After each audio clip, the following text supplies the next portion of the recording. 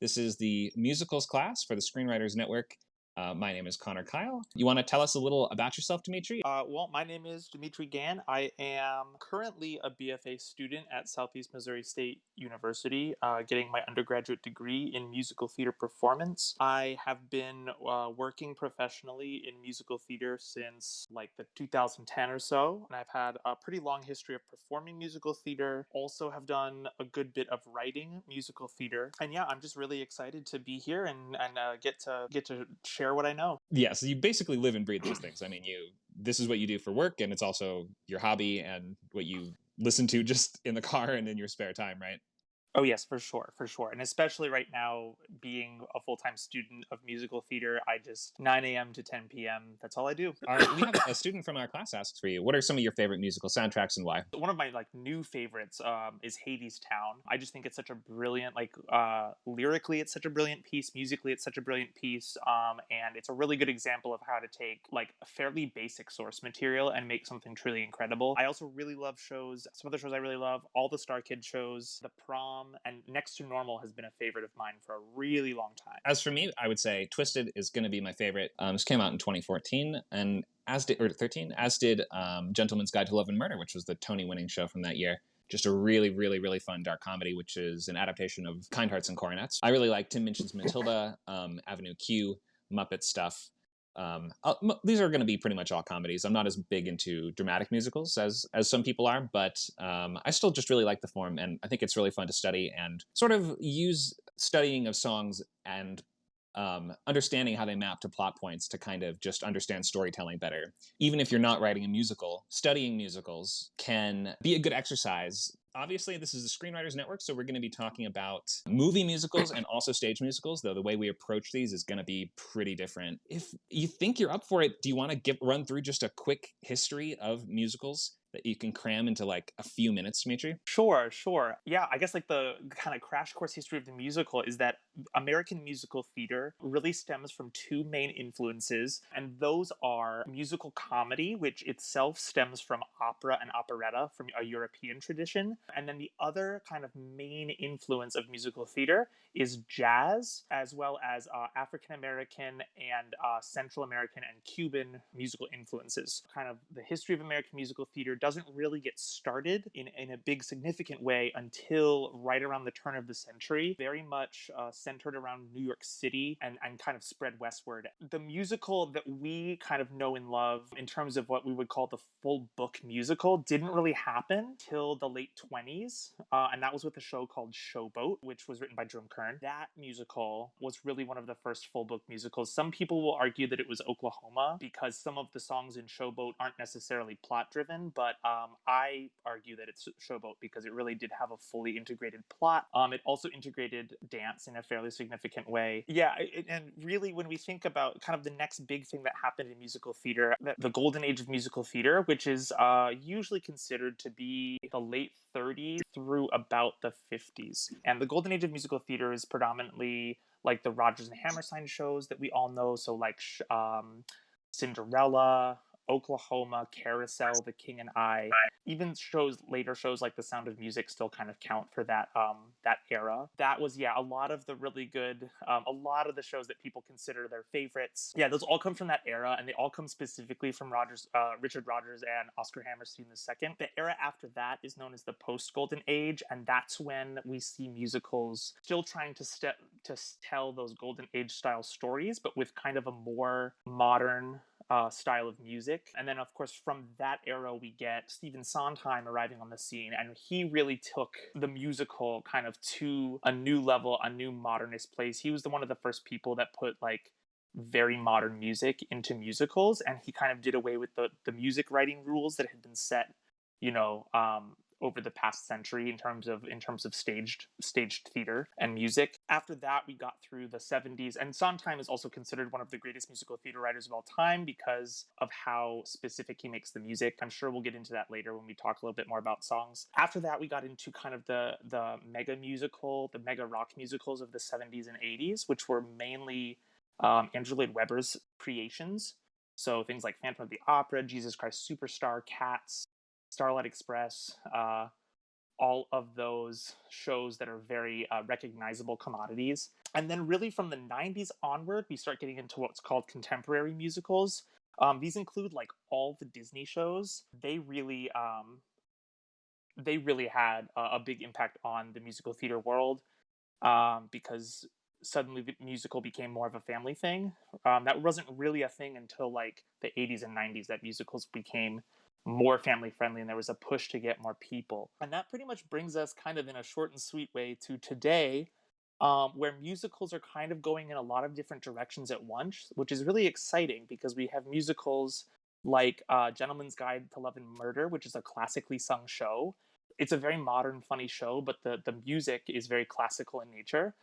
We have shows like Come From Away, which is a folk musical. We have shows like Next to Normal, which kind of do what Sondheim's shows did with their very modern music. And then we have shows like Hades Town and Natasha Pierre and The Great Comet kind of take a lot of the conventions that we think about when we think about musical theater and turn them on their heads, which is really exciting. So kind of where we are today is that musical theater is really entering a new age of like experimentation, exploration, and especially in this day and age where a lot of musical companies have had to try to kind of re-evaluate how they do theater. We're seeing things like the Ratatouille TikTok musical, which was really just such a joy. Very fun in a time where we didn't get a lot of theater. Yeah, so that's like a crash course. Also, recently we've just seen what previously would be a little more inaccessible is starting to like break into mainstream. I mean, I think Hamilton just being on Disney Plus is really just helpful for getting people into these, considering that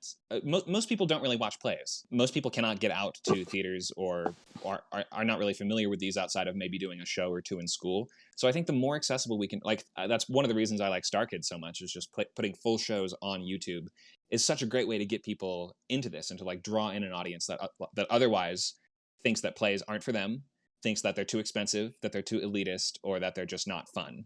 Yeah, and I think that really comes down to, musicals used to be very much in the mainstream. If you look at the Jazz Age musicals or the Golden Age musicals, all of those songs were very popular songs. They were kind of like the chart toppers of their day. And we really haven't seen something like that since. And a lot of that has to do with the fact that theater, when it became commodified in the 70s and 80s, it became like a thing that you sell as opposed to something that is like fairly easily accessible. It became a money-making device. Ticket prices have gotten like really kind of out of control. And I think there is, though, a push to get things kind of back to where they used to be in terms of things like shows like Hamilton. Come From Away is getting put on Broadway HD next month, which is really exciting because that's a show that I think should be more accessible. So it looks like in this day and age, we're getting slowly but surely back to that. Let's maybe talk about movies too, because I think movies are just much more sort of easy to access for the average person than plays are for the most part. As a class on the Screenwriters Network, what use are musicals to screenwriters? And the answer is sadly almost none, unless there's some exceptions to this.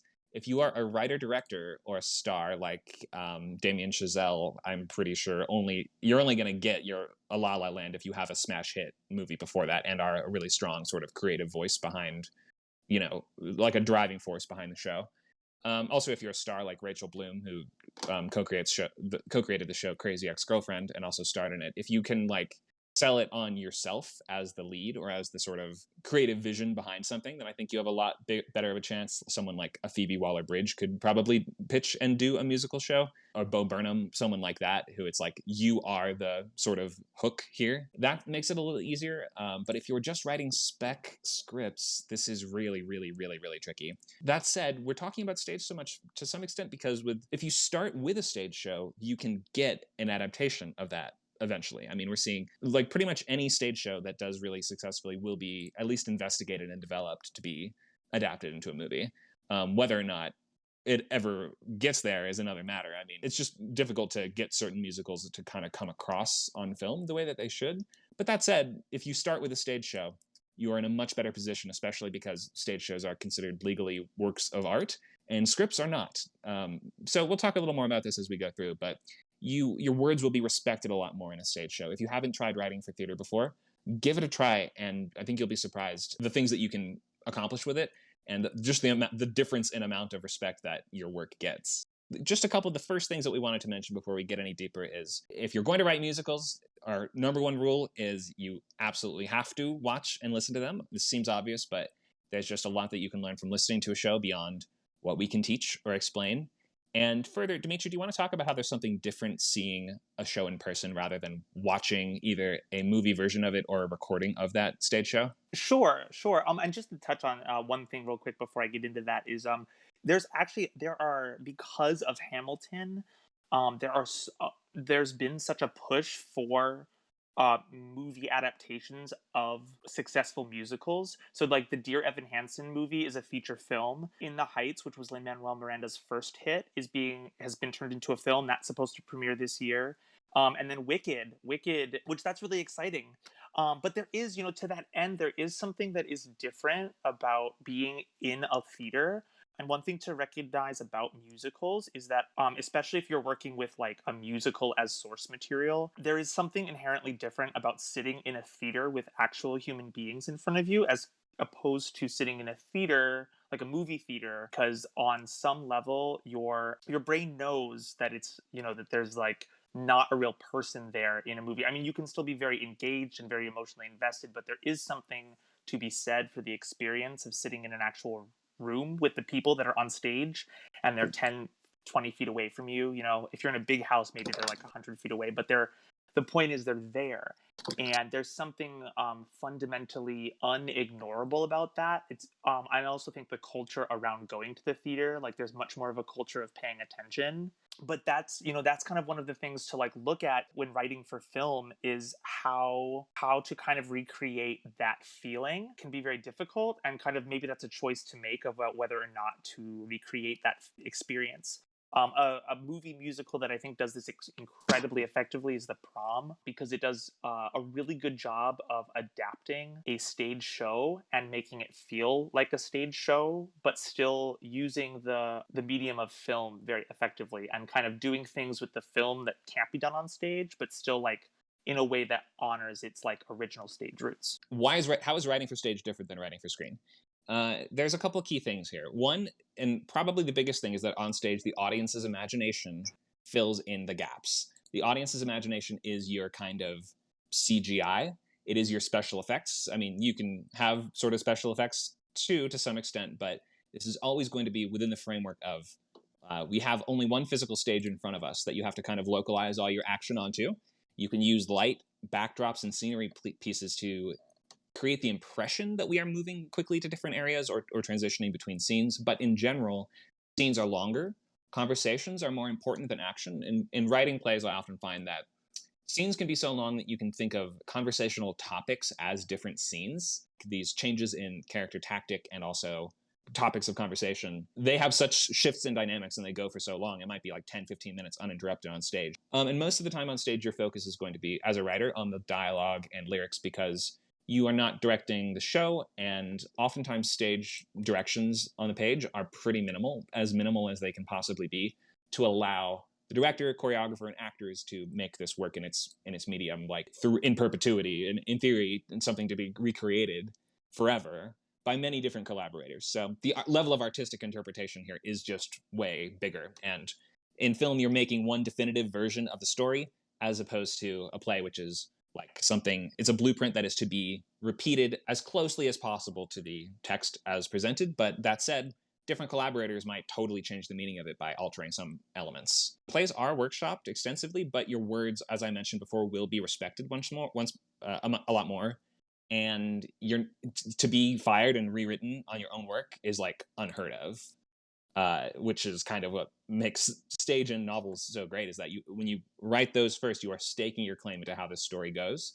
You are kind of planting your flag in it and saying, this is the version of it. Whereas a script is sort of, it seems to be at the higher levels considered like, here's a proposition that I have for like a version of this. Would you like to alter this to fit your vision of it? Whereas with this, you are presenting your own vision of this that is not to be altered without your explicit permission. Movies are just also way more expensive, depending on the scale. This isn't always true, but in general trends, it costs millions and millions of dollars to put up a movie. But to get a stage show going, you can do much smaller scale ones for much cheaper. Some celebrities have gotten their start in fringe festival shows. People like Mindy Kaling or Phoebe Waller-Bridge, who I mentioned before, were starting in theater with very small shows and then moving those to bigger and bigger venues, or waiting until they're noticed or scouted in some way by Hollywood. Last big thing is that 70% or so of musicals are adaptations of earlier plays, books, movies, and stories. A lot of movies nowadays. We have a question in the chat. How does one get rights from musicifying a movie work? Can you freely adapt any movie? No, sadly, you would have to get the rights the same way you would get the rights for any adaptation of a book or something else. You need to go through the representation and contact the rights holder and just ask them. But certain things will have been adapted already or will be in very kind of tight control. So you're gonna struggle with this unless you're working with stuff that's in the public domain. I would urge you to go more in that direction. Look at things, there's some great stuff in public domain. You can do a Sherlock Holmes or a Tarzan musical if you want. There's nothing stopping you. Frankenstein, Dracula, like mix all these things together and do your own thing. Anything that's sort of like 80 to 100 years or older, adapt completely freely. Stage shows are put together by a collaborative team that can consist of any of the following combinations of things. We have the librettist, the lyricist, and the composer. Librettist is the person who writes the book itself. When we say book in theater, we are talking about the script without the music. So smaller but also important roles are like director and choreographer, but those are going to be different from those. Sometimes, like Dimitri said, can carry over from like your fringe days all the way up to Broadway, but these also can change a lot. So we're not going to be really assuming we have any of those roles. For the purposes of this class, we're going to assume that you are the writer and also lyricist. I think it's important to be able to write both, especially if you're trying to write movie musicals. If you're writing sort of, if anyone has read the La La Land script, and we'll get to this later, what Damien Chazelle has done is he just describes the numbers. He doesn't actually write any lyrics in them. I think you're going to have a lot of trouble with that approach as a newer screenwriter, someone who has not broken in yet, someone who has not had a big hit movie. You're almost certainly going to have to, if not produce a CD of like demos, at least have the lyrics down, because these are considered very difficult to pitch in the movie world. Let's talk about premise. In general, anything can be a musical, but there are some caveats, and some things will have a much higher barrier to breach in terms of audience suspension of disbelief and the emotion that you're trying to create. I think it's really difficult to create suspense or fear or things like that through songs, for example, because songs are kind of inherently very controlled things. But there's always, there's exceptions. I don't think there's any kid that was not soiling their pants when Willy Wonka takes us down the nightmare LSD tunnel. But I think that if every song was like that, then it wouldn't have been as scary, right? I think that was only so scary because that was us. That's, I said songs are this kind of inherently very controlled, choreographed thing. That kind of breaks that. And it makes us seem like we are in the hands of a crazy man. So it is possible to create certain emotions through song, but it's much harder. Most sort of horror musicals that I've seen have been kind of campy jokes. So I would recommend you to lean into that element of it if you were doing that. But I don't know. There's always a way to push boundaries. That's what theater is kind of for. It's for experimentation and for trying new stuff. But what are our sort of main genres of musical? We have comedy. That's going to be your absolutely most common one. We have drama. Dramedy is obviously just a sort of subset, but that's pretty popular nowadays too. And then I don't know if this is the best word for it, but adventure. This is going to be stuff like Disney movies, which all have stage versions too. Spectacle shows like King Kong or Spider-Man. Turn Off the Dark. Maybe the worst title of any show or anything ever. Also, maybe the worst show. It was I've a bad heard. show. It was a bad show. It was really cool to see them like web slinging around, and I think that the director Julie Taymor did a couple of really cool things with staging and the set, but like as a show, as a piece of like on the page show, nothing about it was memorable. Nowadays, I guess there's this hunger for, big spectacle based shows with a lot of acrobatics or wire work, things like that, which are going to sort of fit into the adventure category more than anything else. Be aware that you can do any genre, but in certain ones, you're just going to have to bend more and more traditions and rules to get them to kind of work. The world of your premise should ideally be one that lends itself to this genre, but feel free to take that as a challenge. I mean, you can find examples of anything. There's mystery musicals like Edwin Drood, horror comedy, there's Evil Dead, sci-fi like Starship, and there's pretty much anything else. But they just haven't been super well trodden or explored, so you're going to face certain challenges in genre and premise in just getting these to work as musicals, but theater just allows you this experimentation. They haven't been explored as much because all of the big budget ones have not gone as well. So like Spider-Man didn't go well. King Kong was cool, but that's not really a superhero, but it's kind of in that area. So and then there was one more thing just about whether to write, if you're writing the lyrics, do you need to write the music? Very often, in order to write the there's kind of two schools of thought on this. Some people will write music and then set lyrics to that music. Other people kind of go the Stephen Sondheim route. He was very big on write the lyrics and then write music that serves those lyrics well. So his whole thing was about music should have form and function that is dependent on the lyrics. So it really is up to the individual writer. I have written lyrics without writing music before to a show. I've also gone the route of writing music and then putting the lyrics to them. So it's really up to, I think, each individual writer's kind of personal method of working. Yeah, or if you have a close collaborator or like team of collaborators that you normally work with or are starting to build, then that can be a nice way to do it too. Somebody else who's in your sort of same sort of level, trying to do the same, trying to work on the same sort of thing. It can be nice to form a little team and be able to assemble the songs in that way. Even if you're not writing the songs, I think you have to always keep the sense of music in mind. So I think writing lyrics into like a musicless void can be difficult when you're trying to create a world that is based around the conceit that people will be singing. I think that like as much as possible, keeping the music as a part of the process as early on as possible is going to be a good idea. The songs have to be interwoven very carefully with the action. It is a show with an album attached to it that like both can stand on its own, but is also inherently interwoven with the action that we're seeing. That is the great challenge of writing musicals. Songs should create and amplify the kind of action that you're going for. Think, why do I want to do this as a musical? Will this spectacle be better in some way than it would be in a straight movie or show? Is the interiority of the characters essential to understanding why they do what they do, and would it be well expressed in a poetic and stylized way? I think of something like Les Mis. Like if you take the book by Victor Hugo, that does not jump out as a musical to me necessarily, but we are using the music, although it doesn't necessarily jump out at me as something that has music kind of inherently a part of it. It still kind of works because in the adaptation that we're doing, we're using that music to bring out the thoughts and emotions of the characters in ways that make us understand these very morally conflicted people more.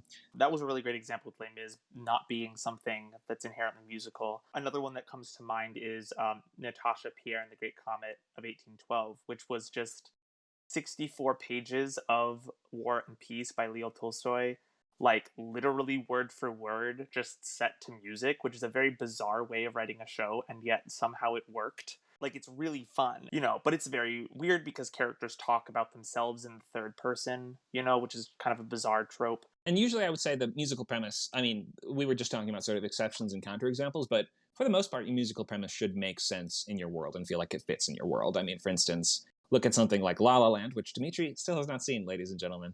But this revolves around people moving to very naive and idealistic people moving to Hollywood, and has this kind of special pervading nostalgia for old Hollywood, which is a world that has always been drenched in the kind of glamour and whimsy and world of musicals since the beginning, given how musicals in Hollywood are very tied together. As when sound was a major innovation, then musicals were an incredible kind of novelty. They were like a way of showing off what we can sort of do with sound now.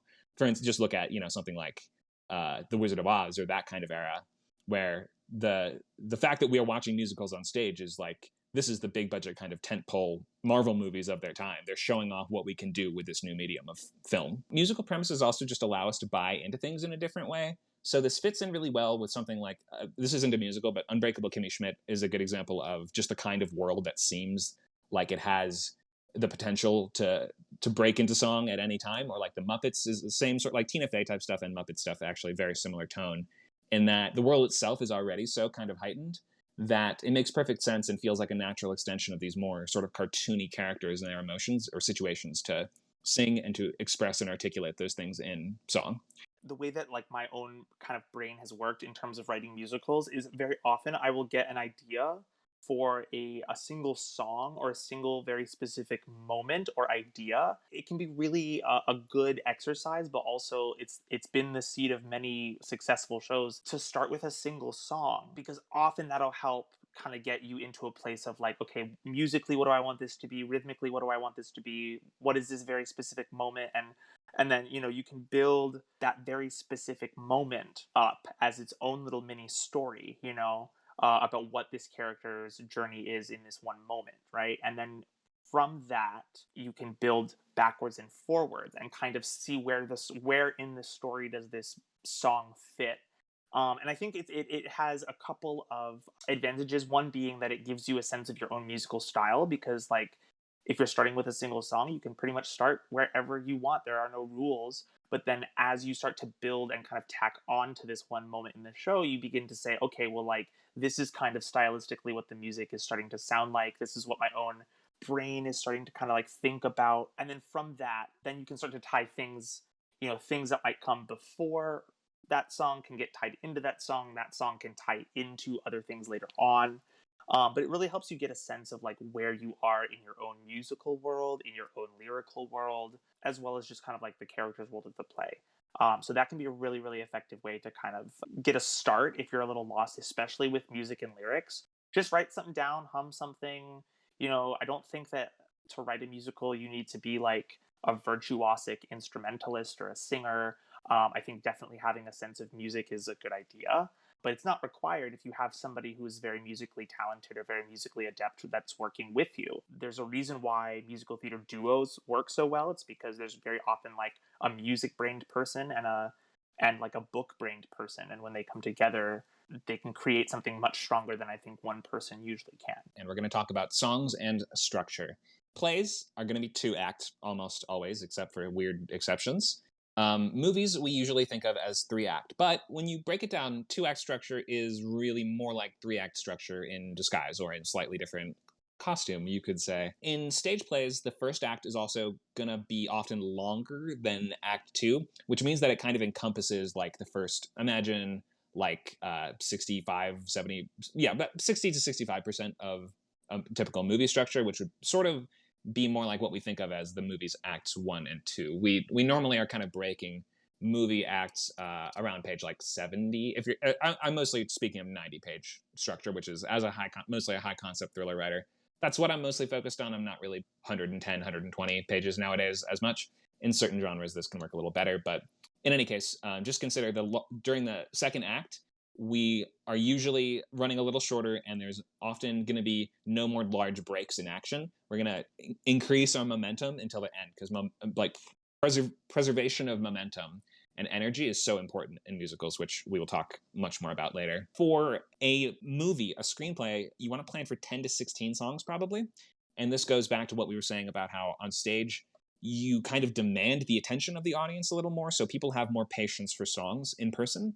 For stage plays, you have room for like 12 to 24 songs, and sometimes even more. Doesn't Next to Normal have like 30? 34 songs, I think, and they're not even like little interludes. Like it's 34 like fully complete songs.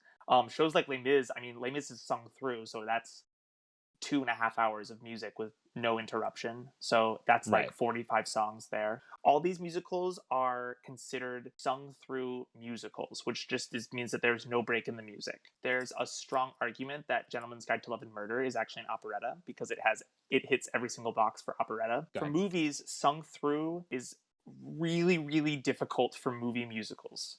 Like, I can't think of a single successful sung through movie musical that like really did it justice. So yeah, these are going to be the various musical theater forms are very formulaic. They have very regimented structure to them, but that is not to say that your show has to feel stale or formulaic. Just because something has a structure to it does not mean that we will not find amazing new things to do with that.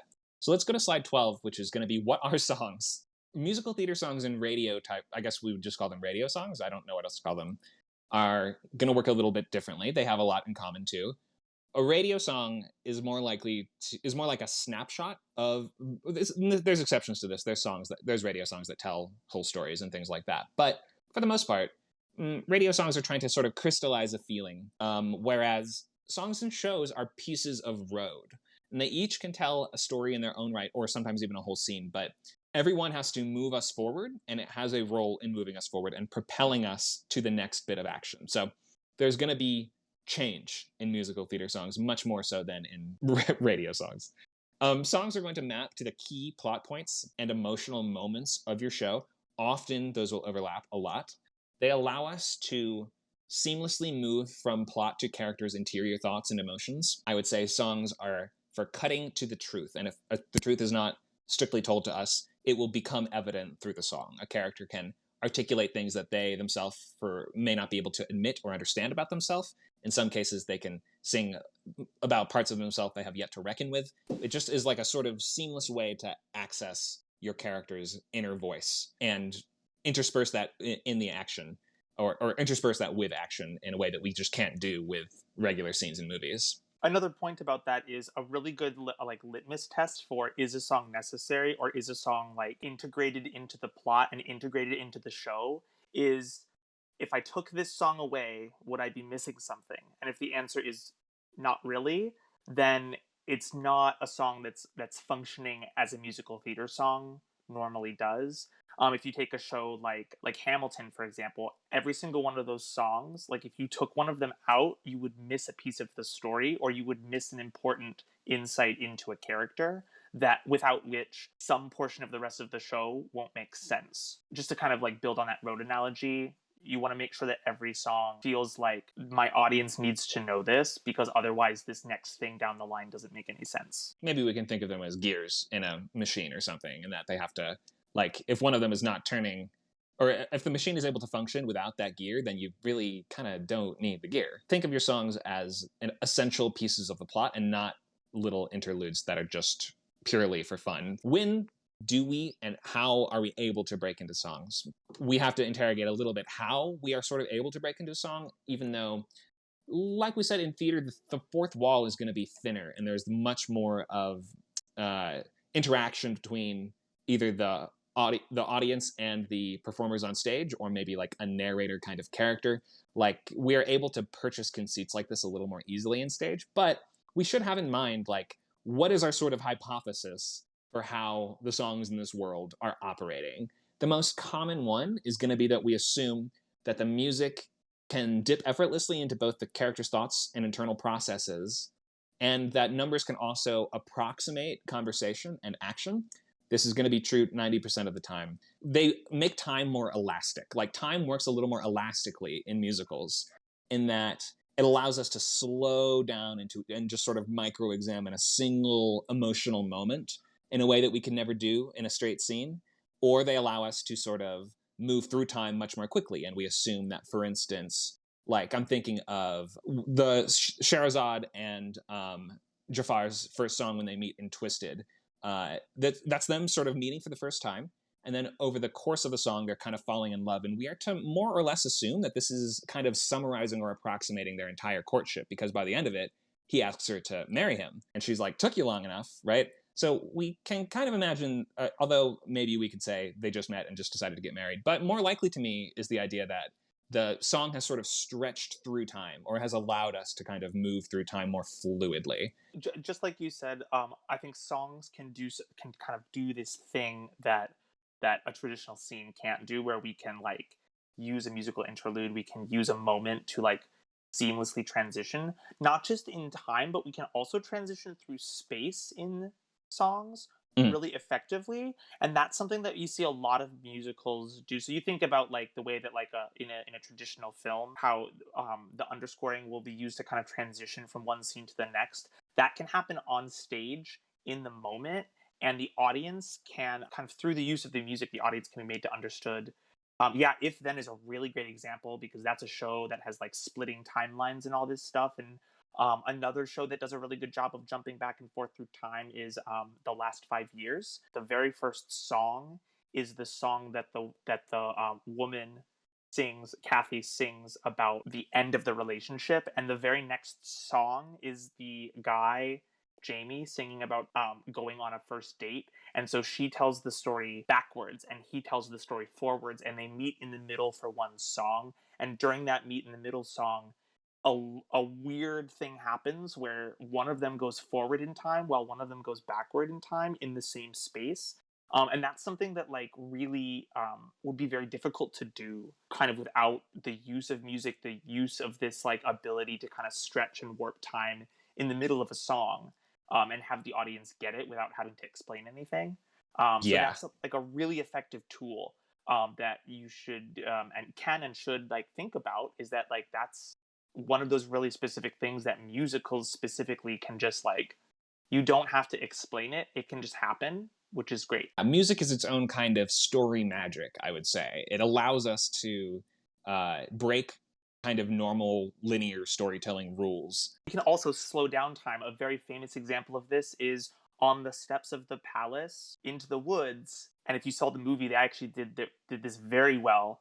That whole song takes place in like 3 seconds. It's her having a 3 second thought that has been drawn out to 3 minutes. But if you and it's the same in the stage show and in the movie version, where just time just stops. She sings a whole song that lets us get much more information about where she is than we would if we only gave her 3 seconds. She'd be like, I feel conflicted. But because we get 3 minutes with her, we get to explain a whole bunch of stuff, and it becomes important later on. It's stuff we need to know for later that we don't have time for. But it's stuff you can pretty much only normally do in prose, Yes. which is like allow us to fill out and stretch these small moments in ways that are integral to us, like to our understanding of the story or to moving things forward. There's also going to be diegetic stuff where the characters are singing, literally supposed to be in the world singing in some way. And there's weird hybrids like things like Chicago, which we just can't really even talk about because it's so kind of strangely abstract. Know that 90% of the time, our first sort of hypothesis is going to be the case. Your characters in this world are not actually, quote, in quotes, singing. As it is, we are watching through a magical camera that allows us to understand, like it translates their inner thoughts and emotions into music and allows us to see that even when the characters themselves cannot tell that that is happening. How can we match traditional screenplay structure to typical musical structure? Well, we can't exactly entirely do that. They're not going to match up to 100%, Save the Cat screenwriting book style beats, but I'm going to do my best just to sort of give people who are more familiar with screenwriting a better sense of how these go. Keep in mind that songs are not like literally the plot point. They're not all the time going to be the plot point itself happening. They're going to be the character either deciding to embark on that plot point or processing that plot point. And then the action itself will be in scenes. So this really just depends on your style of show, but just keep in mind that in sort of traditional old-fashioned scene song format, if you're not doing a sung through or something like that, a lot of these songs are going to be us reacting to or emotionally processing the events of the plot. Our sort of opening, quote, image of the world is either going to be your overture song, which we'll talk about after this, or the world/problem. Oftentimes it's one followed by the next. So we'll begin with a kind of overture that just sort of lays out the world for us. Like I think you said for, what was it, Lion King, Circle of Life, it's kind of just saying, here are the animals. Here we are in the African savannah. And oftentimes those will kind of hint at the themes too, but or the hint at the main character's journey. Our sort of opening snapshot of your main character, that was going to be their world/problem song. Your intro, though, after that, we're usually going to go into scenes for a little while. Catalyst this is going to be more like your character reacting to the catalyst or emotionally pushing towards the catalyst, and that's going to be their I Want song. This is when the character expresses what is the unique thing that they want in the world. It doesn't have to be a tangible goal. It could be sort of an emotional goal, but nonetheless, the physical journey that they're going on should interweave with this emotional goal that they're laying out for us here. The sort of, quote, debate section, which is called the refusal of the call in Hero's Journey, that's more often than not going to be scenes. You brought up a good counterpoint, which would be something like Be a Man from Mulan, which is a good way to think of how I just sort of teach the debate section of a script in general, which is you should not be conceiving of this as a section of your story where the character is asking themselves endlessly, do I want to go on the adventure of the movie? They should not just be sitting around not doing the movie for no reason. It should be, this is the world kind of, quote, debating if they themselves are ready for the journey of the movie. So that kind of early like training montage in Mulan is a good example of that. Our break into two is going to be your sort of welcome to this new world scene. This is going to be something that drags us into the new world, or it says, here's where you are, there's no turning back. Something like Friend Like Me from Aladdin, which we'll talk about later, which is just saying, you have activated the catalyst of this story, and now you are moving into the essential action of the second act. This brings us to our B story, which is going to be a lot of the time the villain or the love interest. My general guideline for this is that if your love story is the A story, then this is going to be the villain song. But if it's not, if the love interest is sort of the B story, then that'll usually go here. Sometimes there's both, though. In Twisted, we have both, don't we? We have in a row, I Steal Everything, then Everything and More, which are Jasmine and Aladdin songs, which are Jasmine is not the love interest, but she sort of fulfills that role of she's like a daughter figure B story for Jafar. That's going to take us to our game or spectacle songs, which are going to be the fun second act songs of your show. For these, we can let the idea of plot development can kind of fall away for like one or two of them, I find. If you look at something like Prince Ali, I think is a good example from Aladdin of a spectacle song that, you know, if we can look at it and say, what are we actually learning here that's new, right? What do we learn in Prince Ali? Aladdin's rich now. That's pretty much all we're saying. But it is presented in such a big, showy way that we're sort of given a little bit of permission for like one or two songs towards the middle to just hit one point home much stronger and with much bigger pizzazz. Is that a word? We have the Act 2 break after all your game songs are done. And usually in the middle also, if we have a central theme song, like something like Status Quo from High School Musical is an example of the kind of flawed central theme song where we present the central theme in the incorrect way that the character has not realized is incorrect yet. No, no, no. Stick to the status quo, they all tell us, and then by the end we will have kind of reacted and responded to that, and in a reprise most likely change and alter like use the tune of that and alter its meaning in some way to show that our main character has changed in a key way. We have our midpoint, which is going to be in stage shows, it's going to be your Act 2 break. As far as movies are concerned, we don't consider this to be, we consider this to be just in the middle of Act 2. This is your like 55 pages into the movie, basically. And this is going to, in stage, more often it's going to kind of be a little medley that reminds us of the main conflicts and all the key things that are going on, and then leaves us on a cliffhanger. But there's also many exceptions within this and many different ways to do this. The quote, bad guys close in section of your script, this is when we come back from the act break. There's almost always a song here.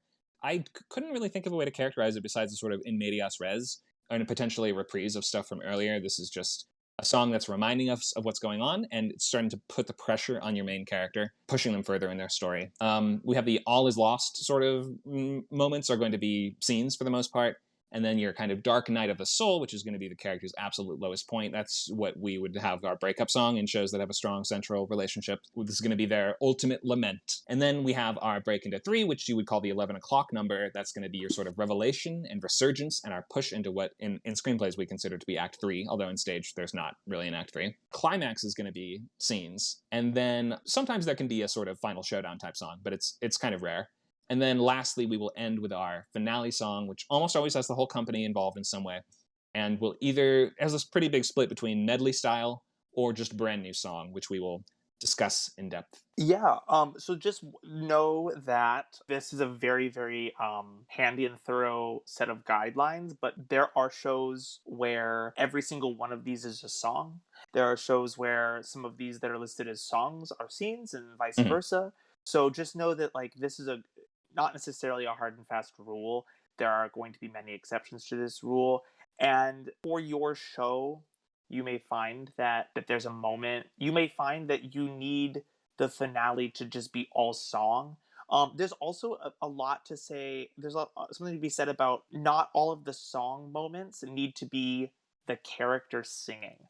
So, for example, a lot of times, final scenes, they may not have a song singing, but they will have underscoring. Like underscoring is a huge part of musical theater, and it's not necessarily something that fits into any one specific song, but as a tool, it's incredibly effective to bring back musical motifs from previous songs and play them in moments where there is a scene going on where a character is having an emotionally similar moment to something that happened earlier.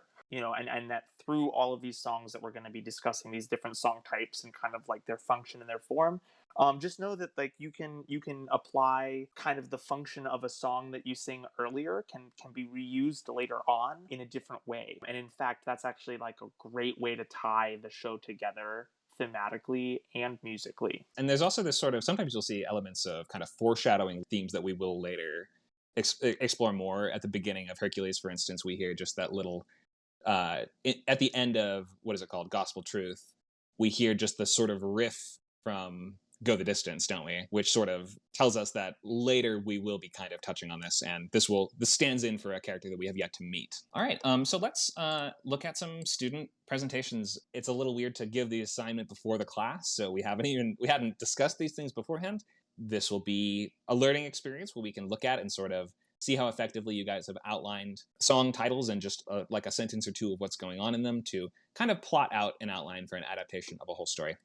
We have Napoleon Dynamite, Kiss Kiss Bang Bang. So very ambitious, I will say. I love that movie, but that is an incredibly complicated story. Let's start with Napoleon. Why don't you just give us a little intro here? Just whatever you were trying to do, give us the hook. I wanted to frame it as a funky kind of coming to age musical. The main focus being having confidence in yourself, and as Napoleon puts it, being pretty freaking sweet. And have an influence by the score. The score was like this funky kind of jazz type. So a lot of the songs would reflect that. And I had to restructure the story a little to kind of help the songs make sense and like flow into each other. Let's read through this and let's see how this matches up to the structure that we have been talking about. So it looks like Napoleon Dynamite / Pretty Frickin' Sweet. I like how you've done a sort of combination song here. So it looks like up here, up top, is this our overture or is this more of a world / problem song? Introducing all of the characters and kind of just how Napoleon, he kind of has like it's not so much like a false confidence. It's just he always just he says all these wild things like I'm good with a bow staff. I joined a buttload of gangs and I was hunting wolverines. So like he always just creates this kind of confidence for himself. I wanted that to like kind of reflect in like his introduction, and then have like the first song also like bring in all the characters kind of like where they are starting. This chat room, grandma singing about how sick she is of her grandkids and how much she loves Tina. Uncle Rico out in the middle of nowhere making his video. And then Pedro arriving to town for the first time. And Napoleon's issue is that he's pretty sweet, but everything else sucks. I see. Okay, cool. So this is your world / problem song. I would say just from looking at this, Pedro arriving seems like a lot to cram into this one as well.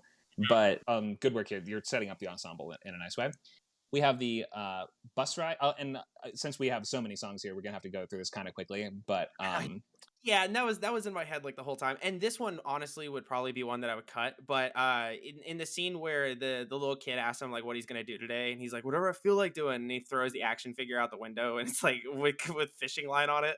I want to have like a little song with the action figure about how like weird he thinks Napoleon is, and about how he like does this every week with a different toy. But it would just be like something quick, but like to get him to school.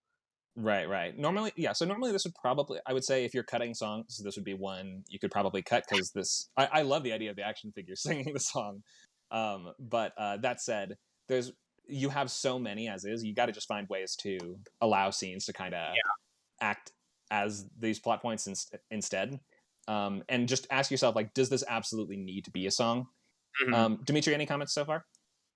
Yeah, I actually really love. So this is like a very common thing in musical theater, in stage musical theater, to have this like really fun opening number that's just little snippets of each different person's kind of deal. And I think on stage, I actually think that having Pedro show up, because on stage you can really like people in a theater are really pretty okay with having like a lot of information thrown at them at the beginning. As because you can do things with the lights, for example. You can do things with lighting, you can do things with staging that really like single out people, and it's like, this is who I am, this is who I am. So as long as like lyrically there's a very like distinct separate individual moment for each person, and then you could have them do something cool, like have them all like sing together their own individual melodies and counter melodies, that it's kind of the vibe I'm getting from this. But I think that it does a really good job of like introducing everybody and like really sets up very nicely for all of these little moments, because then the rest of the show we don't have to worry about introducing everybody because we already know who they are. Cool. I totally agree. On stage, this would definitely work well. So yeah, song 3 looks like our want song, where Napoleon gets beaten up by bullies and says he wishes he had a friend. So you're setting that up as his kind of main desire line for the show. Yep. Our Sweet Jumps is a song about a fantasy sequence where Napoleon and Pedro pretend to be BMX stars making sick jumps that are just off a small ramp in front of his house. Yeah. So Pedro's like his anchor throughout the whole thing, and like Pedro's presidential campaign ends up in Napoleon's climax. So Pedro is a very good foundation for like Napoleon's confidence. And Yeah. there's several scenes where like Pedro and Napoleon are hanging out, but this one I wanted specifically to kind of really show how quickly they're becoming friends and how quickly they're becoming best friends. So that I didn't really have to do much of that like later on. Yeah, no, you're doing a good job here. I would actually Napoleon Dynamite is another tricky proposition Yeah, considering there's not really a villain, I don't think. I consider The the antagonist Uncle Rico, honestly. if Right, they right. But this kind of just hammers home, I think, how difficult it is to break down some stories when you try to apply songs to each of these plot points. You're like, wait, what are the actual plot points? But the fact that, so you've kind of layered it so that Pedro is the A story and Deb is the B story, which I think is probably the right, because otherwise, what even is the A story in Napoleon Dynamite? There isn't one if it's not that, right? We have Deb's intro song, which is called Money for College. So that's a nice way to introduce somebody with their want or desire. Good work there.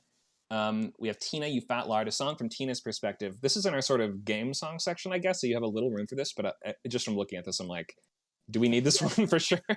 Might be cut like the action figure one.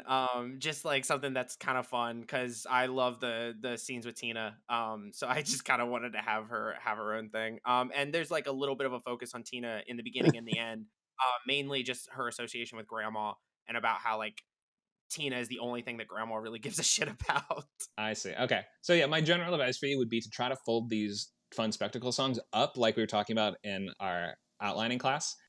Fold them up and so that they are not just standing on their own as a fun thing. You are combining them with a key plot point so that we can have both at once. You can have Tina be like, maybe Tina could sing a verse in Sweet Jumps, for instance. You see what I mean? How like you can still do these fun spectacle-y type things, but that's not to say that they can't be combined with key plot points too.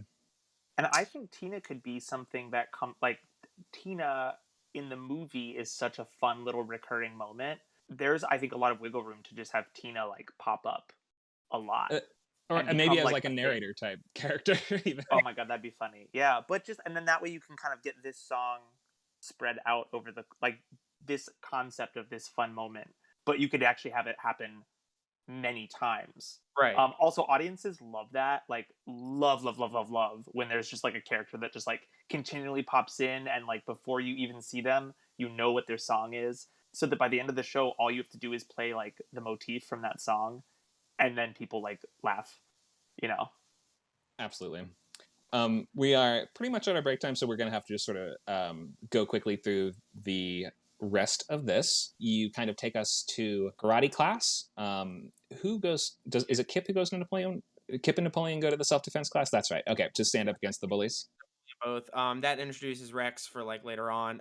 The thing with Lyle shooting the cow doesn't have to be there, but it's just like Napoleon goes to school again, so throw that in there.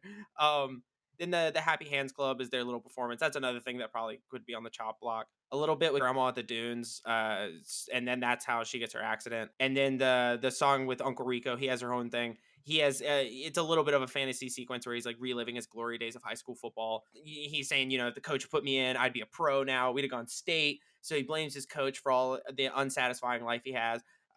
Him being stuck in this nostalgic past prompts his girlfriend to leave. So he's all sad and alone and living in his van in like the middle of nowhere, just filming this dumbass football video. And it's like the only thing he has. And then he gets a phone call from Grandma at the end of the song, saying that, you know, she's hurt and she needs him to go look after Kip and Napoleon. Okay, I would just say, looking through the rest of this, my sort of overall notes to you will be, this is a very, very ensemble-y show that you built. Anytime that you're giving side characters entire songs of their own, just dedicated to their own subplots, you can definitely do that, and this movie has a lot of room for that because there are these other little journeys too. But just keep in mind how long this show is. You've probably built like a 2.5, 3 hour long show here. Dimitri, would you agree? Yeah, this is definitely, it would just depend a lot on how long these songs are, because if some of them are just like little incidental moments, I think there's a lot of room for combining songs, which would get it down. With a stage show, you can have a runtime over 2 hours, but not much longer than that, for like several reasons, but the main one being that like audience attention, people just get tired after like 2 hours, you know, and they can't pause. There's a little more investment here. So, but I think like, yeah, I think there would be a couple of cuts to be made, but overall, I feel like this is very well fleshed out and very like I kind of want to see this now. I do too. I love what you've done with the interiority of the character and bringing out like the song where he imagines himself to be a wizard and stuff, and that's how you justify making this into a musical, by saying the interiority of this character is such that putting it onto the outside, like projecting it to the outside world, does make these moments, his like internal processes, clearer and expresses them in a fun and visual way.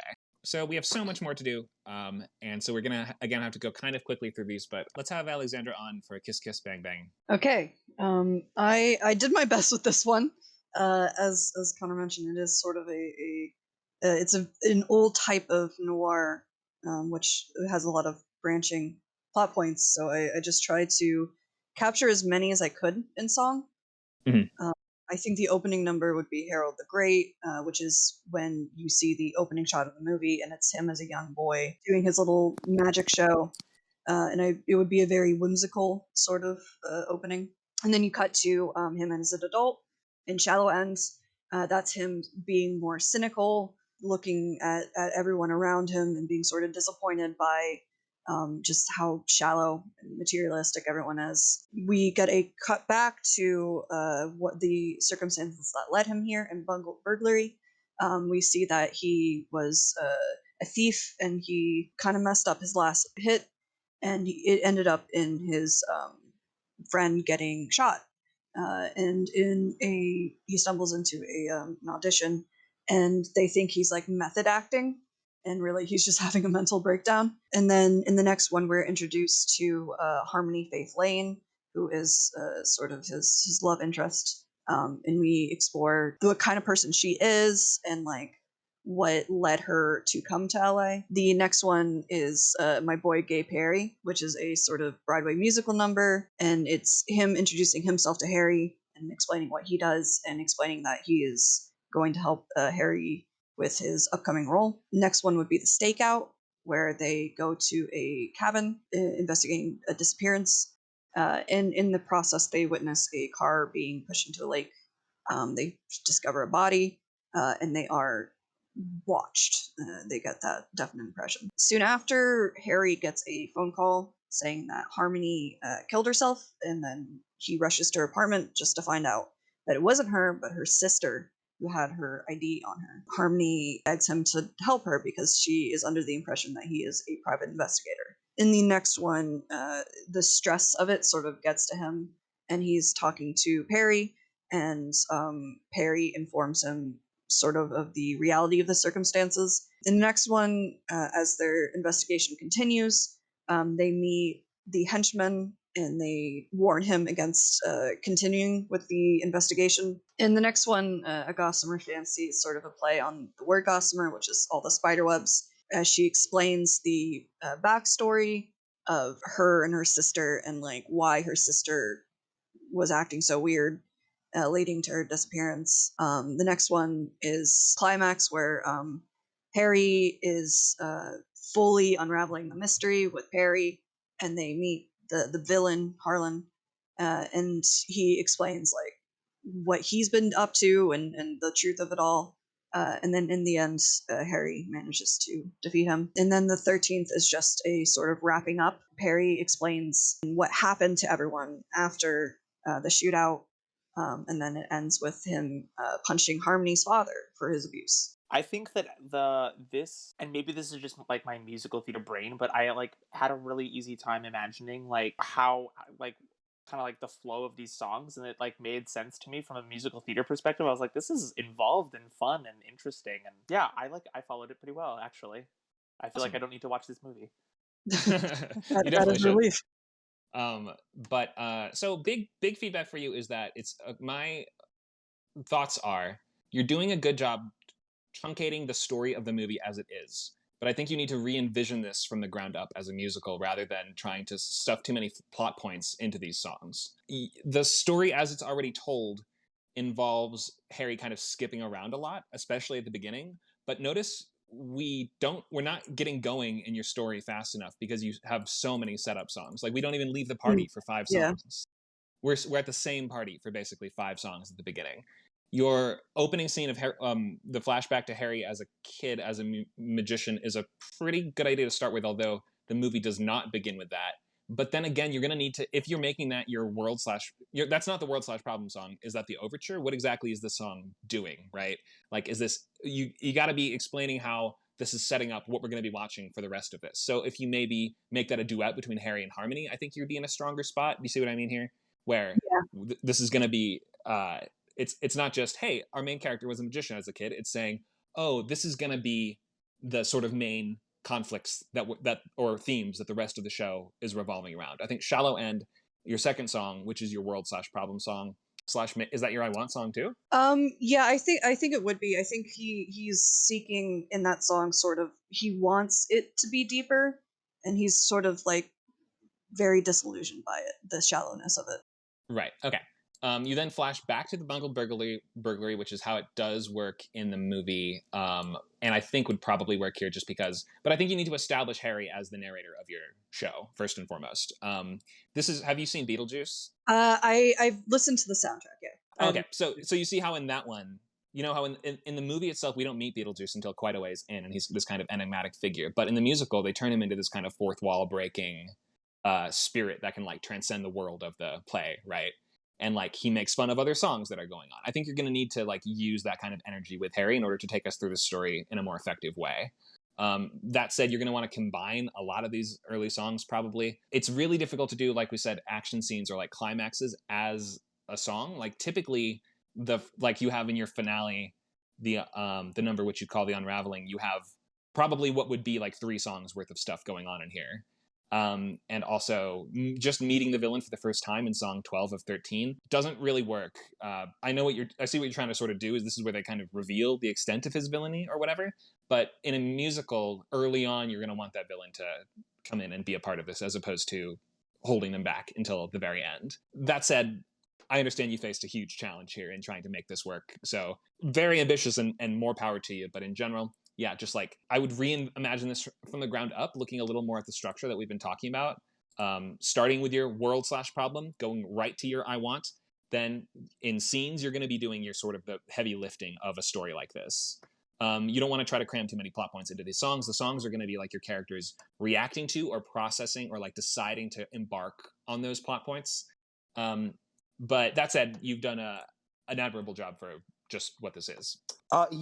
There's a musical called Bonnie and Clyde that it's by Frank Wildhorn.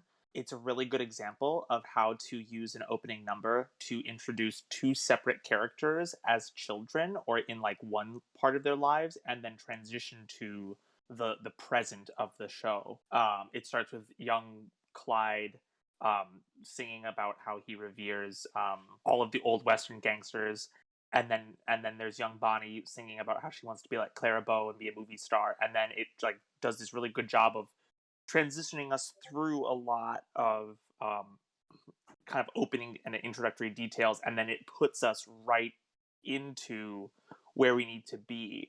And with some reordering, there could be some really cool moments where you kind of have this opening number, maybe you introduce like the 2 main characters, and then you could plop one of your main characters directly into like bungled burglary or like the stakeout or something like that with some restructuring of the order.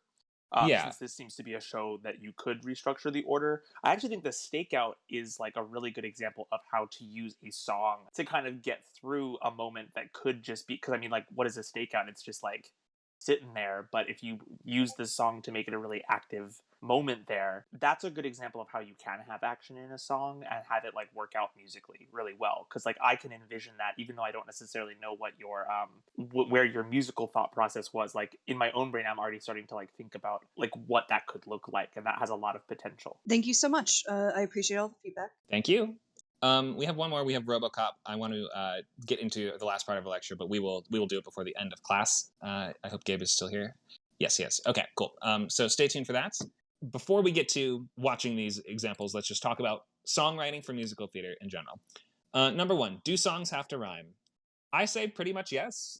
I know that's not always true, but and I know that like there's a lot of exceptions to this. But I think we should, as lyricists, be thinking in terms of rhyme for the most part. Do you agree with that? Yes, and to the greatest extent possible, it needs to be perfect rhyme, like cat and bat, absolute perfect rhyme.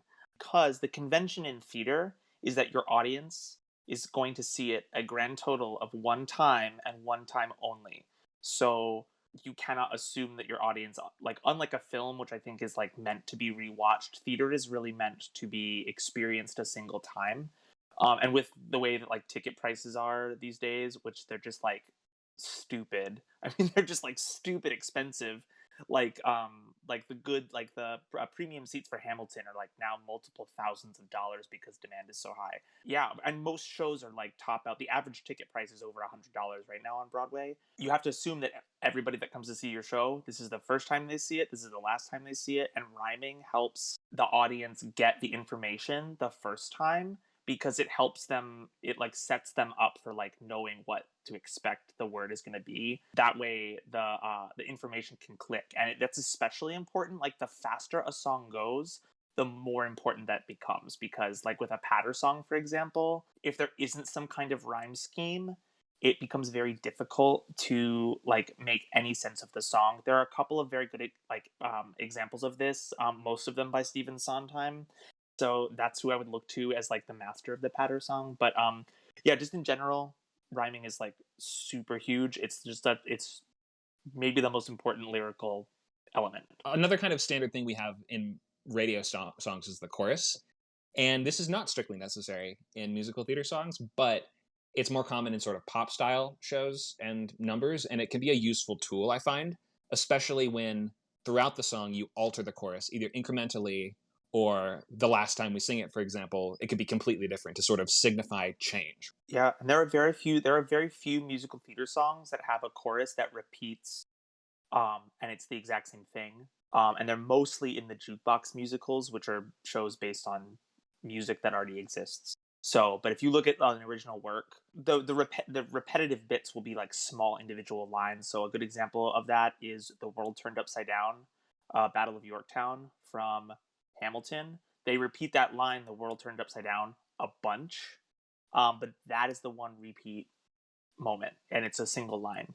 Yeah, it like takes the place of a chorus, even though it's sort of interspersed throughout the song. I would say we are going to do "Waving Through a Window" though, which would be a big exception to the chorus because that's the same chorus through and through. Yes. Yes. But that's sort of a more pop style show that people have even criticized, as we've talked about, for maybe even trying too hard to do top 40 hits. But that said, the chorus is just a tool to use. Also, we're interspersing verses with lines of just dialogue and also action. The guideline here is if something is so important to say that it cannot be done with words, we should be singing it. And also normally songs last for a good chunk of time, so you don't want to break them up too much with excessive narrative interruption.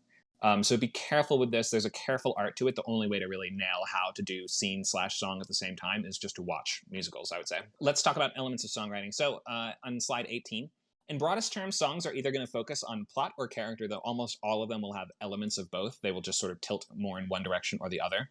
Songs are going to consist of a style, which is going to be your ballad, your patter song, a duet, your up-tempo, your genre songs, which can kind of draw from anywhere in musical canon, show tune, or things like that.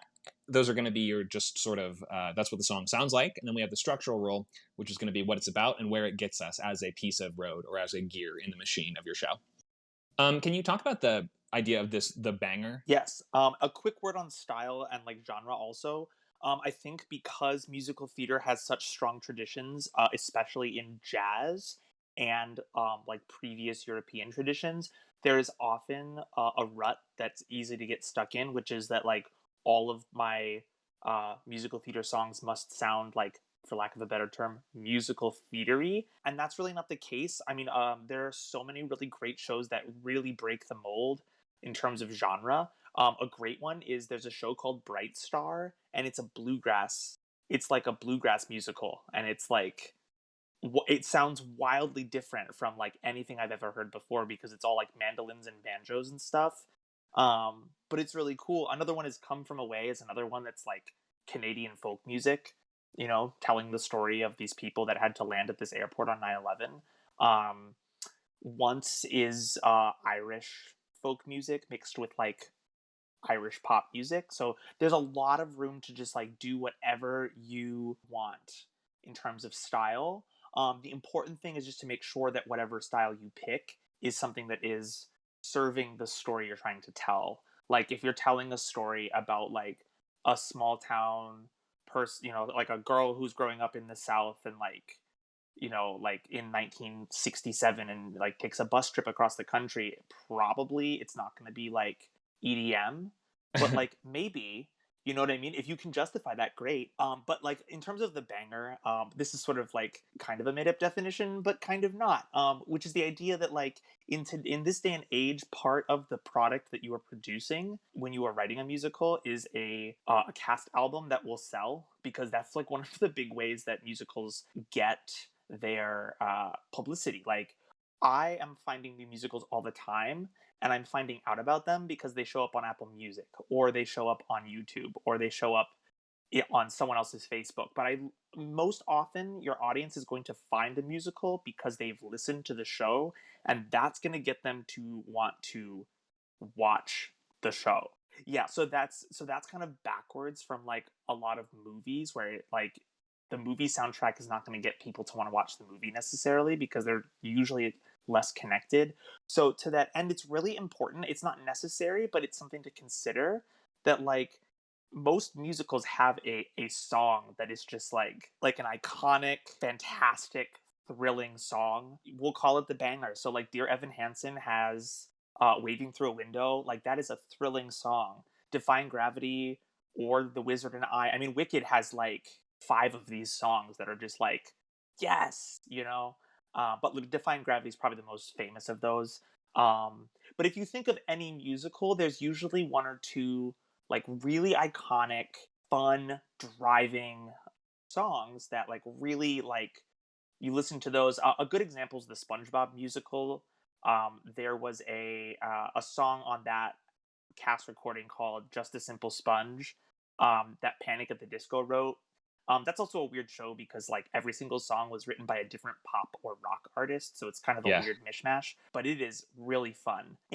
But like Just a Simple Sponge is like just such a fun, thrilling, like epic kind of like rock ballad that's the reason why I ended up like wanting to listen to the rest of the soundtrack, why I wanted to listen to the rest of the show. But yeah, if there's a moment in your show that feels like it serves that purpose, like go for it, go all in on that moment, because and that's kind of a song that can be like we talked earlier about like songs not necessarily repeating the chorus as much. These songs tend to be a little bit more in the realm of like pop music, the pop sensibility, right? Yeah, even if they're not in the pop style, like I wouldn't call Defying Gravity from Wicked pop music by any means, but it does use the same melodic line over and over in the same way that pop music does. It does repeat a lot. It's catchy. I mean, in lack of a better word, it is very catchy. And that's what you kind of want to see if you can find. Those are the songs that are going to be performed on like daytime talk and TV shows and stuff. If they have a Tony's performance, they're going to probably pick the banger for it. And it sort of just serves as like a standalone piece of marketing for your show. Looking at slide 19, we can see in screenplays, there's going to be 2 sort of main ways that that you're going to format songs and they're going to look. The one on the left is from Mary Poppins Returns, which is written in this very, very old-fashioned style, complete with, at the beginning, I believe it even has a list of all the numbers like you only see in theater. And I kind of get the impression that this may have been written a long time ago. That may not be true. They may just have been doing this as a deliberate throwback to how older musicals were formatted and feeling. But that said, you can see we have like the title of the song in bold in the center. We have lyrics interspersed with action that kind of tell us what's going on. And we also have kind of grouped them by, it almost looks like poetry on the page because we are linking these together in couplets. We aren't really like separating them with action too much. So on the right, though, we have La La Land, which is written completely differently. In this one, Damien Chazelle just sort of summarizes what happens in the songs. Even the titles have changed. Many things have changed about this. Obviously, it's not called Traffic anymore. The song that this is describing is Another Day of Sun, which is the Overture song. You can see in the script as well, the main characters are intended to be here, but in the movie as is, the main characters are not even in this. This stands entirely on its own as just, this is the world and the themes and sort of the feelings that we will be exploring in this production. That said, you're not really going to get away with this as a spec writer unless you have a huge track record in theater or something. But even so, you're almost always going to be better off with lyrics. Oh, and I'll touch very briefly on slide 20, which is voice in songs. just be thinking, is your song taking on the voice of the character, or is it sort of being more subsumed by the voice of the lyricist? We have some really good examples of this in the Spongebob musical, for instance, when this is just any time when the character's voice sort of it's filtering what the information that they're saying is. So it's something that it's being sung in a way that only that character could sing it. Patrick Starr has a line where he's like, "What's a macaroni without the cheese, or peas in a pod without the peas?" That's what I mean by sort of filtering these through your characters' voices. The Mean Girls Broadway musical has so much of this that, in my opinion, it's maybe even too much. And like it slows the songs way down sometimes. But that said, it has, I mean, there's this great example here where this character of Karen kind of restarts the song after the first verse and is like, "Wait, let me try again." So there's all kinds of little things you can do to just make sure that the words fit into the voice of your character. I think SpongeBob also has some places where we really fall out of that. I'm not sure SpongeBob SquarePants would say lines like, "Yet fear, I fear, is dragging us down." That sounds a bit like something Benjamin Franklin would say. That said, there's also some good examples of it from that same show. So just something to be thinking about is voice, and making sure that only, we should be doing songs that only your characters could sing, but just don't be kind of slowing us down or distracting us too much, or like don't break the songs with this if possible. Okay, I think we need to move on to videos. Let's go to Songs in Depth.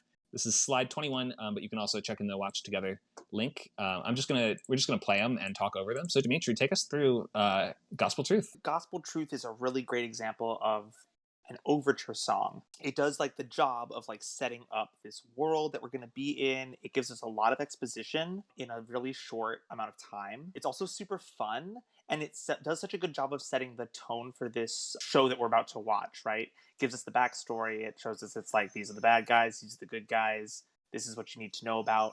And I think that's something that any opening should do, is kind of set like, okay, what is going to be the tone of this show? Are we going to watch like a tragedy? Like, clearly not.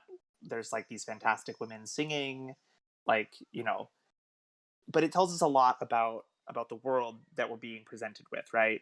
The central problem of the world is kind of hinted at with the Titans being locked up. We kind of think, okay, that's going to come back later, I'm sure. One other thing I love about this movie is that they bring this back anytime they need to clarify something. And that's a great tool. And that's something that musicals can do that movies can't in the same way. Is you can use the motif from this comes back every time that there needs to be more exposition to like move the story along.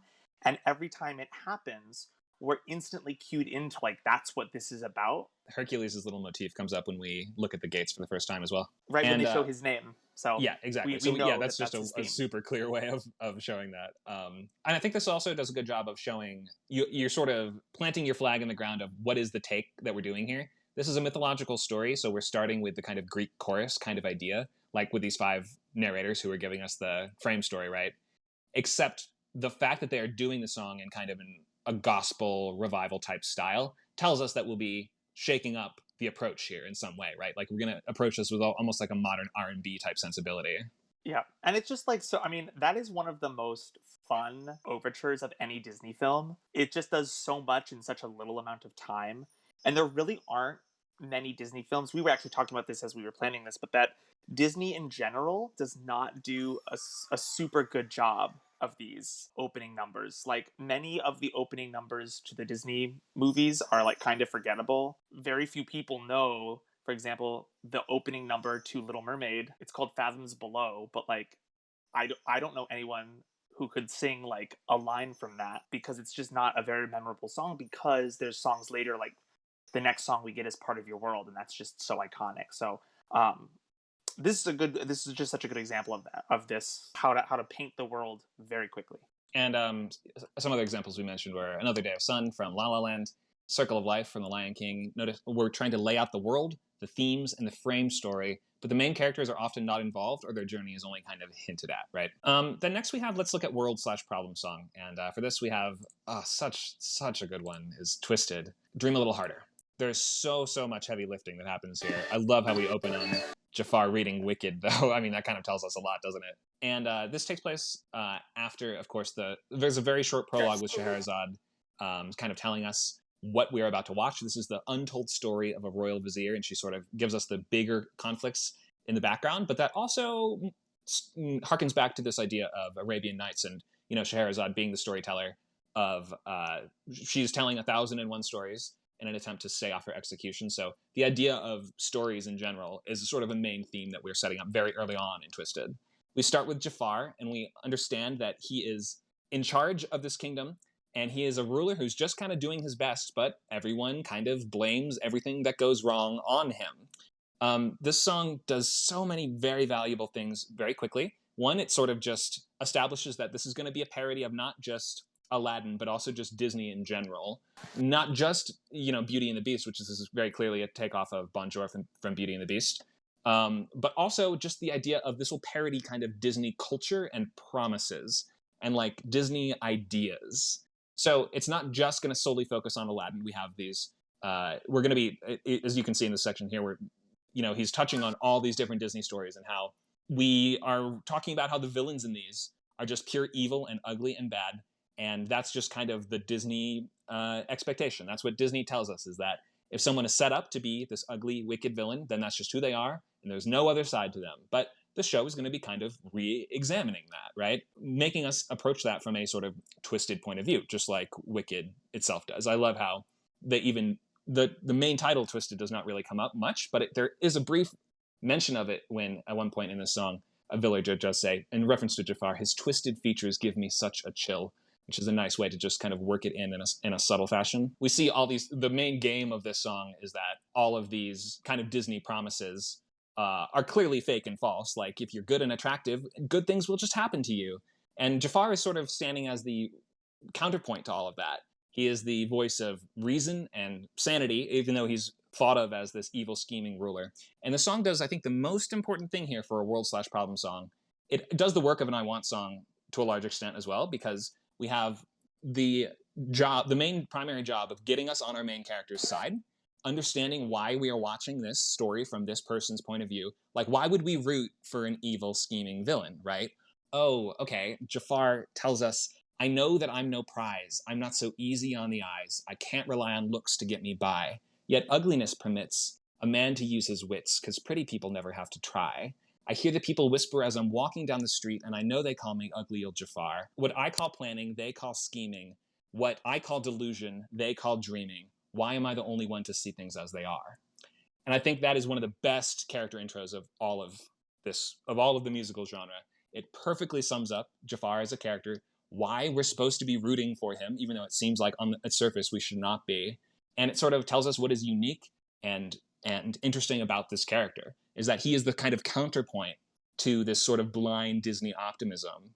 And he is villainized for just that, like for just his pragmatism.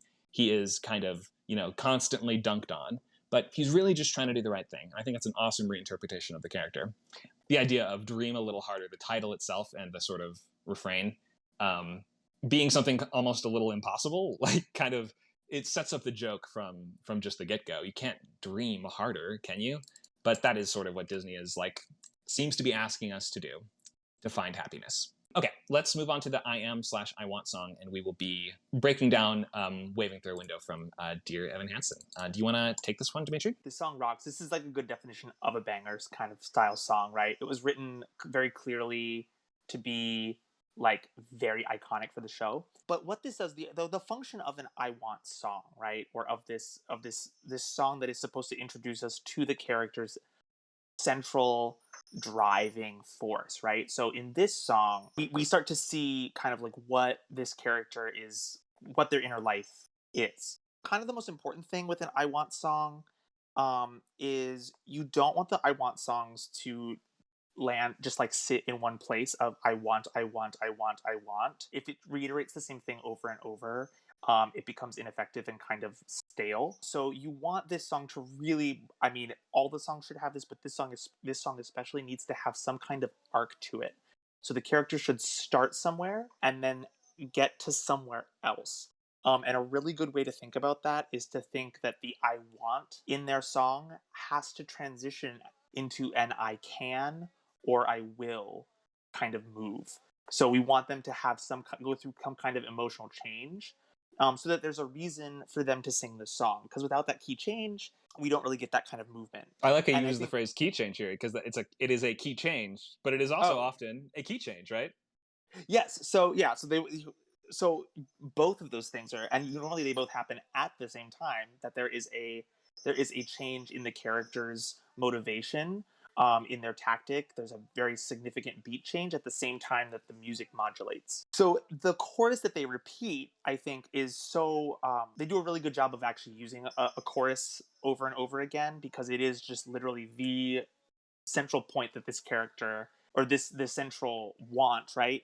This character wants so desperately to not be on the outside looking in. This character wants to be somebody who feels included, wants to be somebody feels like they're part of what's going on. And this is what drives him in the show to do all of the things he does. And this song also kind of serves the purpose of getting us to root for this character, because we're like, I can't think of a single person who hasn't felt this exact emotion at some point in life, feeling left out of something, feeling like unheard or unseen, right? I think that's a very human, relatable thing. And we need this because the rest of the show is just really messed. I mean, it's kind of messed up if you don't know the plot. He essentially lies about being best friends with a kid that he doesn't know who commits suicide. Um, so without this song, we don't care about him enough for the rest of the show to make any kind of sense. We really need to really be on his side, and to really be able to follow his I Want journey, and really see that, like, after this song, and this is very typical of I Want songs, after this transition from an I want to an I can or an I will, the first step gets made in that direction. And so after this song, is when he bumps into the kid who he eventually lies about being friends with. This is where this whole idea comes from. So it gives us an insight into, like, what was going through his mind at that moment. So this is directly preceding our kind of catalyst. Yeah. So then that's very typical. So other good examples of this are "When Will My Life Begin" from Tangled. That's actually an example of one that, like, starts pretty early in the show. The I Want That's the song, sort of like truncated new Disney style of, it's like we have 10 songs basically, so these are going to come structurally like much faster, right? right. And a couple of other good examples of this I Want song are "Corner of the Sky" from Pippin. That's a really great I Want song. "The Wizard and I" from Wicked. Some other examples from Golden Age shows would include, like, "Surrey with the Fringe on Top" from Oklahoma. The most kind of a side note from this that you'll hear a lot is there's a song called "The Conditional Love Song," which is another kind of, like, offshoot of this I Want song. The most famous example of this is "If I Loved You" from Carousel. It's each of the two main characters saying, kind of talking through their I Want song, but it's kind of bracketed with this conditional "if." And that's, like, a very, very common trope in musical theater as well, is that characters, their I Want song will be kind of truncated in that way. And the reason why they're not immediately pursuing their desire, their want, is because of that "if." So we see, like, in Carousel, for example, the two characters, go on this journey. They go on this entire arc from I want to I will or I can. But then right at the end, they say, that's what would happen if I loved you. And that's kind of how they get around not making any moves at that moment. Yeah. And very often, this song will be a song that repeats. Like, if any song is going to have a refrain, it's probably going to be this one, because it is very exciting to the audience to have a song where a character has been singing about what they want repeat, either at a point where they get what they want, but very often at a point where they realize that what they wanted initially maybe isn't so great for them after all, right? Because then it gets reframed in a very, like, different way, and that's a very effective use of, like, the same words meaning two different things. Yeah, I totally agree with all this. This is all very good, and yeah, Evan Hansen is doing a lot of the same work that Jafar is doing in Twisted, in that your early song is getting us in your main character's head. It is boiling down why we're watching this person and why we're rooting for them, even if they're doing morally questionable things. I mean, if we can boil this down to one line, it's going to be "On the outside, always look again" for Evan Hansen. For Jafar, it's going to be "Why am I the only one who sees things as they are?" Their whole sort of character to one very clean refrain in their want song that is then often echoed through the rest of the show. So let's look at the lyrics for this, and I want to talk about dramatic arguments in songs and how songs can follow three-act structure even if they're simply character songs. There's not even plot involved. It's a purely internal song, but we can kind of map these sort of screenwriting moments to these different sections. So let's look at slide 24. What is Evan saying here? I've learned to, this is going to start us off in the intro, just kind of laying out the pieces of what this is going to be about. We don't normally start with the main point right away. We kind of build up to it. And that's going to be our sort of quote catalyst, so to speak. So I have learned to slam on the brake before I even turn the key, before I make the mistake, before I lead with the worst of me. He says, more or less, paraphrased, he is saying, I'm a very nervous and anxious person. Give them no reason to stare. He does not want to be the center of attention. There's no slipping up if you slip away. You can always just leave a situation rather than make a mistake. So I have nothing to share and nothing to say, he says. He's laying out, these different elements of who he is, but building up to the dramatic argument that I am on the outside, I am looking in, and something, the sort of implicit message of Want Songs in this one too is something needs to change, right? So step out of the sun if you keep getting burned. Step out of the sun because you've learned, ... That's our kind of main point. Here is the dramatic argument. Because you have learned, ... This, our first course is going to be kind of our break into two in screenwriting terms. The assertion of your argument. So he says he's on the outside, always looking in. Will I ever be more than I've always been? Which is, by the way, one of the most absolutely commonly expressed sentiments in all of musicals. You can find versions of that line in almost every show. I think in Waitress, isn't there, in Bad Idea in Waitress, isn't there something that's literally almost word for word? Oh, I know yeah, it's yeah. right for me. It's the only thing I've ever done. What if I never see myself ever be anything more than what I've already become? Okay, a lot of words there, but you get the idea. It's basically the exact same sentiment here, right? And that's because Want Songs are pretty much, that is why they're here. That's because our character is trying to phrase that sentiment in terms of their own specific need. So then we go to the quote fun and games, which is going to be the sort of main discussion here. And I would argue that, I know this is a Tony-winning musical, but I think it's a little bit of a misstep for him to step into the plural we here. I don't know if you agree, but he noticed that he changes form of address 3 times in the song. And I think it shows a little too much self-awareness for him to start saying we and like kind of these big general statements. I think a better example of this kind of high schooler self-awareness would be in something like the Prom in the song Just Breathe. What does Emma say? Breathe, Emma. Not everyone is that repressed. Just breathe, Emma. It wouldn't be high school without a test. That to me is expressing the same kind of sentiment, but in a way that seems more in the head of an adolescent in this actual position, rather than, this is what I'm talking about in terms of character voice being subsumed by the voice of the lyricist. Any comments on this? No, I think I agree with you there that, yeah, I mean, I never really thought too hard about that, but it does kind of seem a little bit.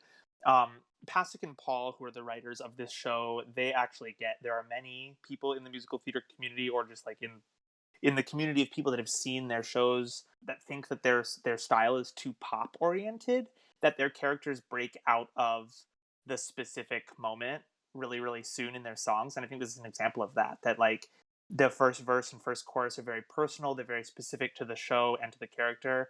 And then as the song goes out, it just gets more and more and more general.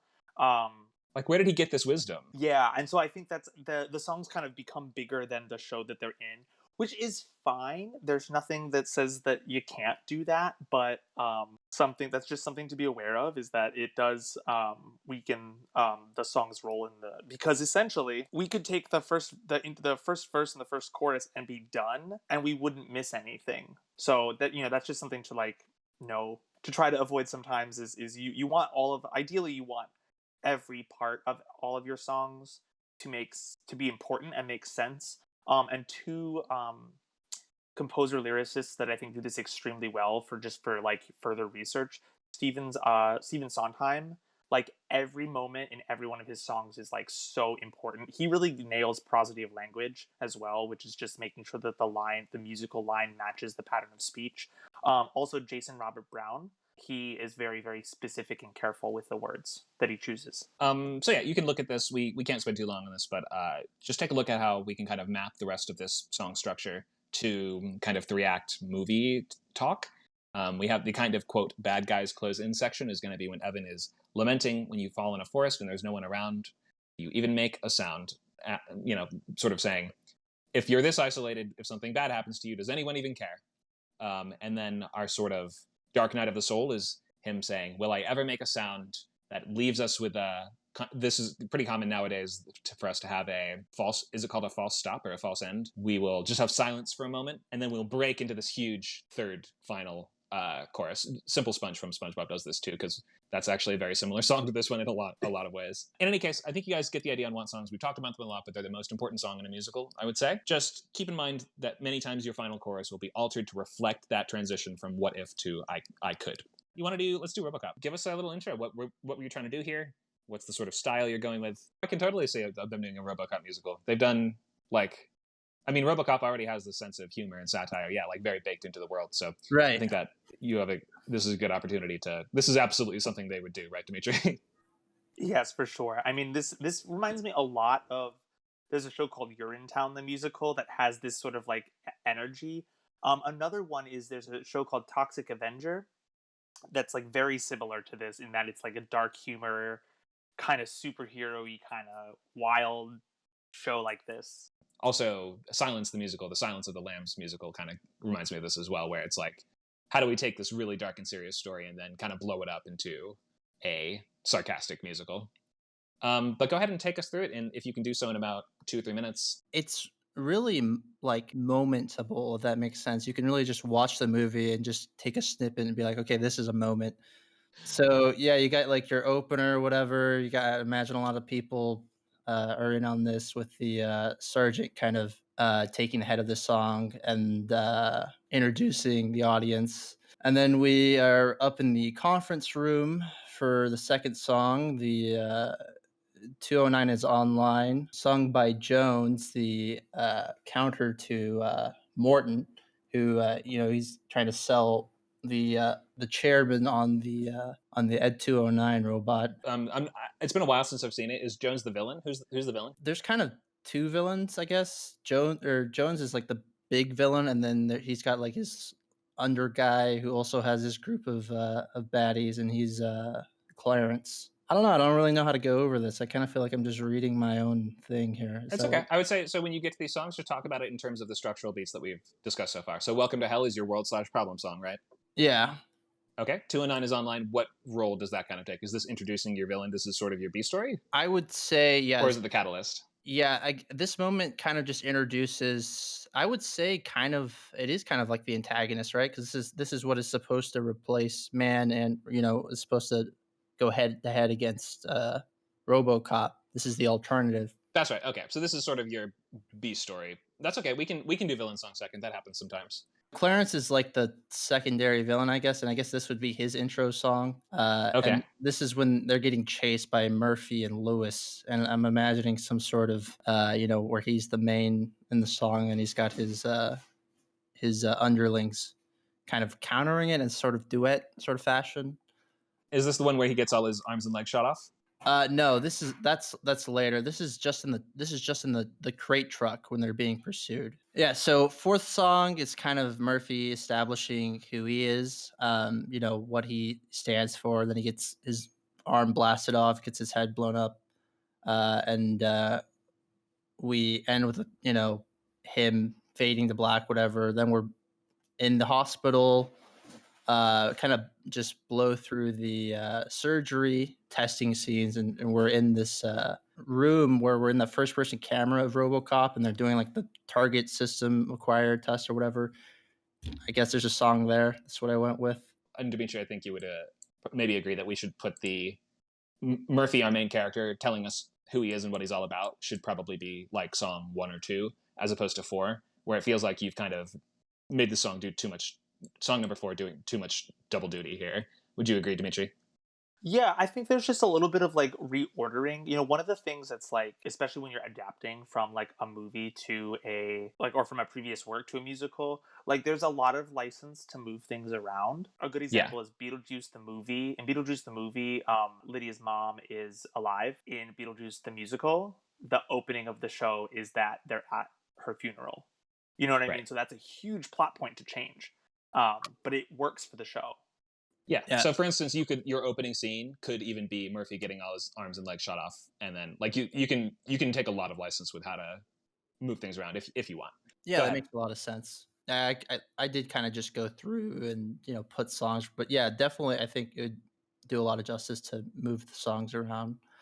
Yep, song 6, Murphy, It's You, is Lewis's solo, And I'm imagining this is her kind of struggling with this realization that the system she's worked for so long is now kind of manipulating and using Murphy for nefarious needs.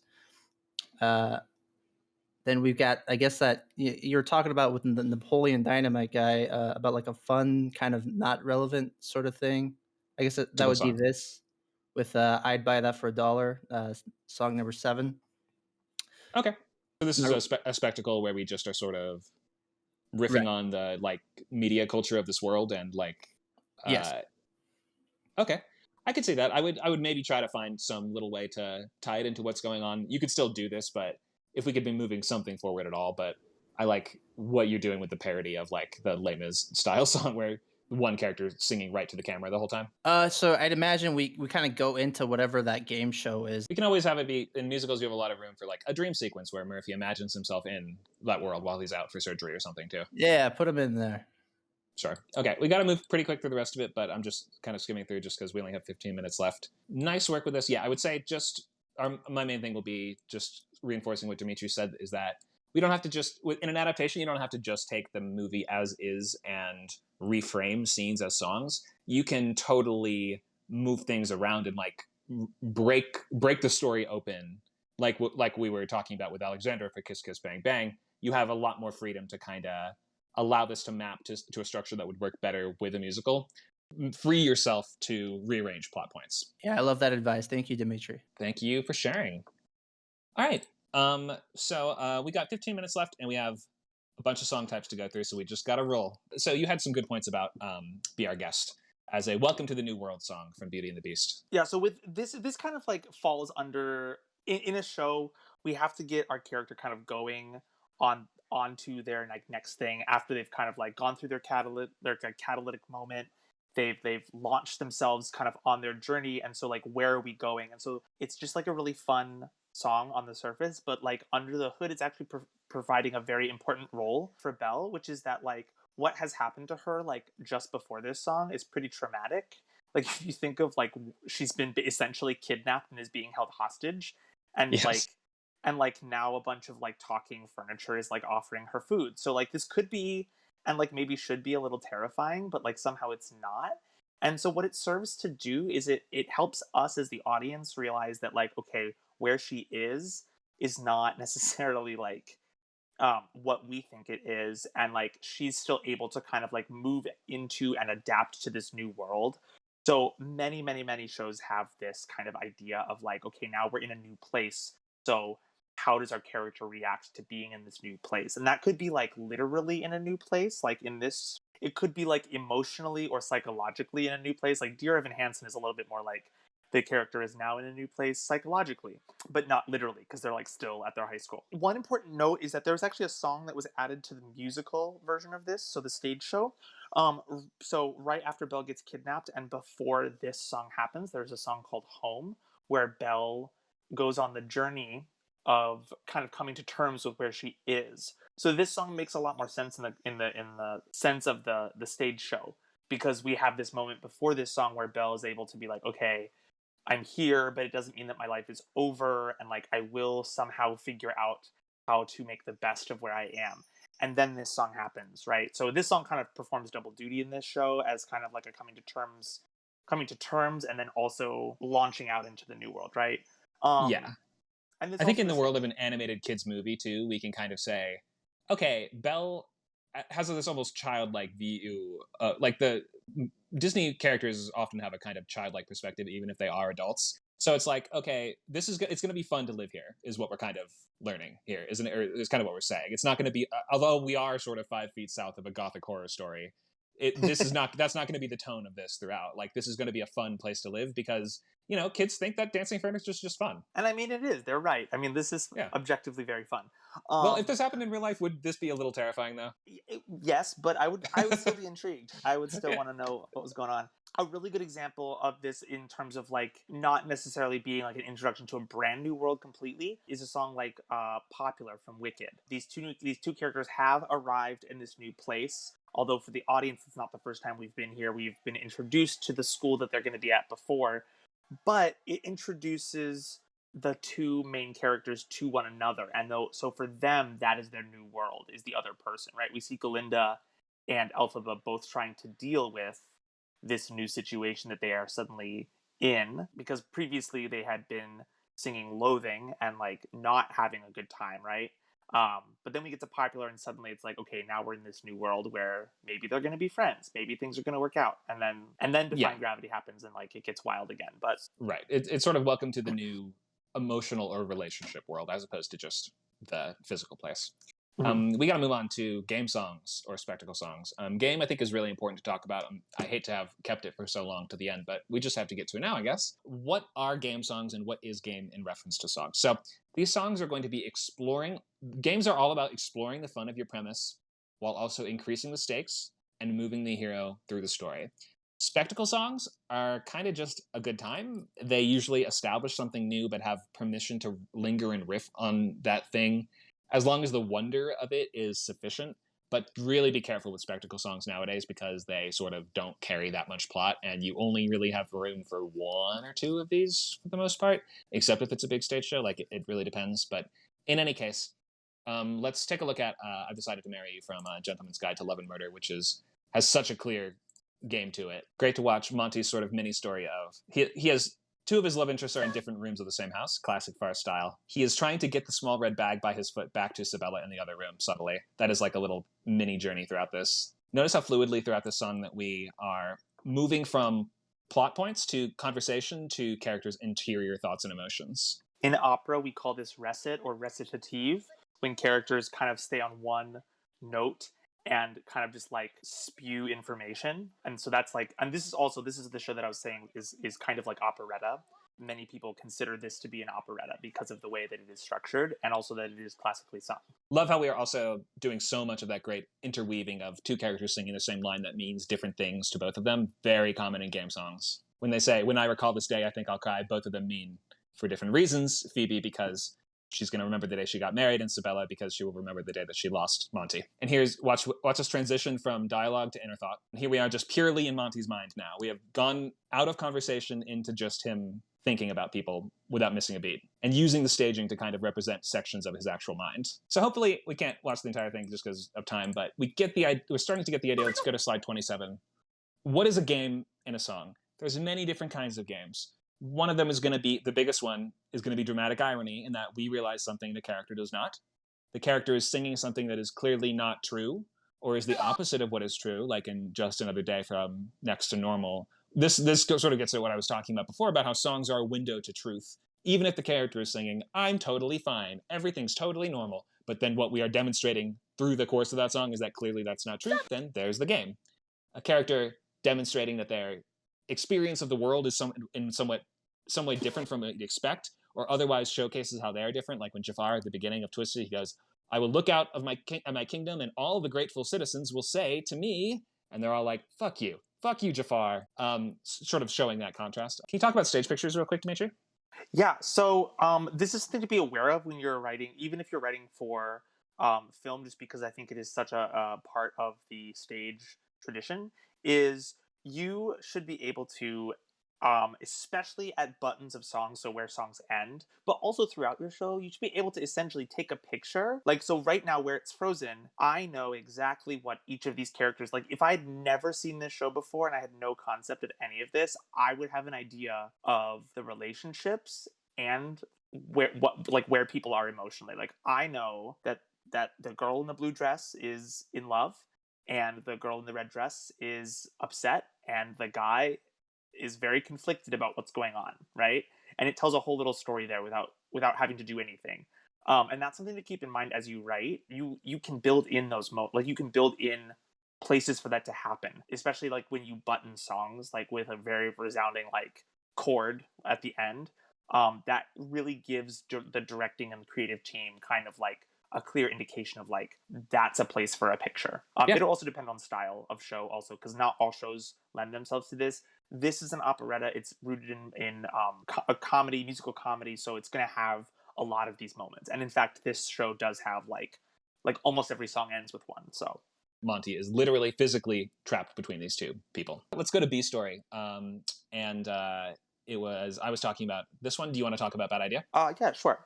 The B story is right. So every show will have kind of like the main character, and then along with them there will be a song or songs that kind of introduce or extrapolate kind of like one or more of the B stories that are going on. So in this song, this is where we kind of like start to dive into Dr. Pomader's story with Jenna. So we see the kind of like, it's usually the song that is like the love interest song. This one's really fun one because it's also kind of a game song. It is definitely a game song, yeah. What we see in this song is we see characters building a relationship with one another, and also kind of explains the role of this other character in relationship to the main character or to the central character. This can be the love interest. It can also be the villain. So like Poor Unfortunate Souls from Little Mermaid. Great example of like a B story. In Golden Age musicals, it works a little differently because Golden Age musicals will often have an A couple and a B couple. So if you think of Guys and Dolls and Kiss Me Kate are two very good examples where there's a central couple. So there's like an A couple and a B couple. And so the A and B structure works for the couples as opposed to, because they're almost always singing together. So that's another thing that you can do. Kind of keep that in mind as well, that it doesn't have to always be main character, love interest, main character, villain. And also there can be multiple of these in a show. You know, if a show, for example, this, another B story song in this show is Mine, which is the song that Jenna's abusive husband sings to her. And it's a really, really beautiful, that's another song that has a game that's not funny, right? Because the game is that he's singing this love song to her, but like the undertone is extremely threatening. So that's like a very big contrast, and it kind of explains why this situation happens, because we needed that song in order for this song to happen. So B songs can also work together to kind of drive one another, and very often with the villain, the villain's B song will often be the driving force behind the main character's interactions with the other characters in the show. Yeah. And I'd say that it goes for romantic or love interest songs too. For instance, if we look, it's so your villain, this just in storytelling in general, or your other sort of primary character is almost always going to stand as a kind of thematic counterpoint to the main character. The main character is espousing one point of view, one dramatic argument, and the villain exists to show the weak points in that, or like the opposite in that.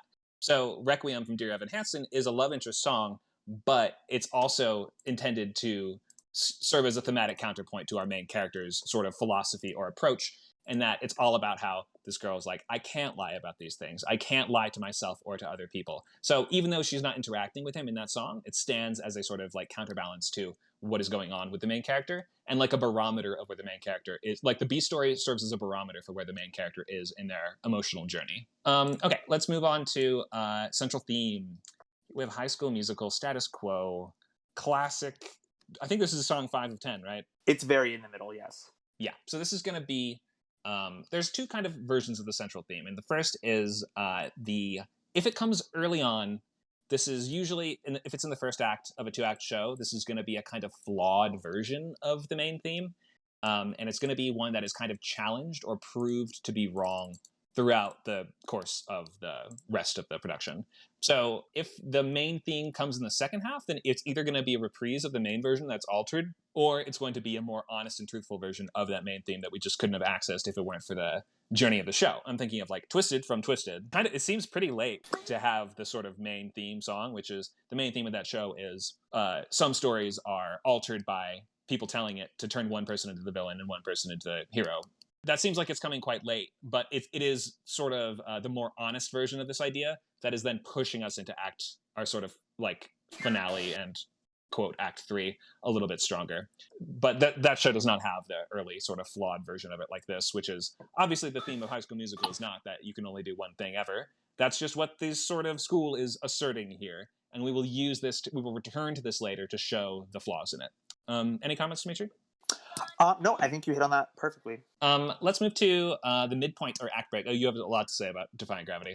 Okay, so Defying Gravity from Wicked, if you have not watched this moment in theater, please go watch it. It is it is one of the most thrilling 5 minutes of theater that I've ever seen. And I know that there's a lot of talk about Wicked being like overhyped or whatever.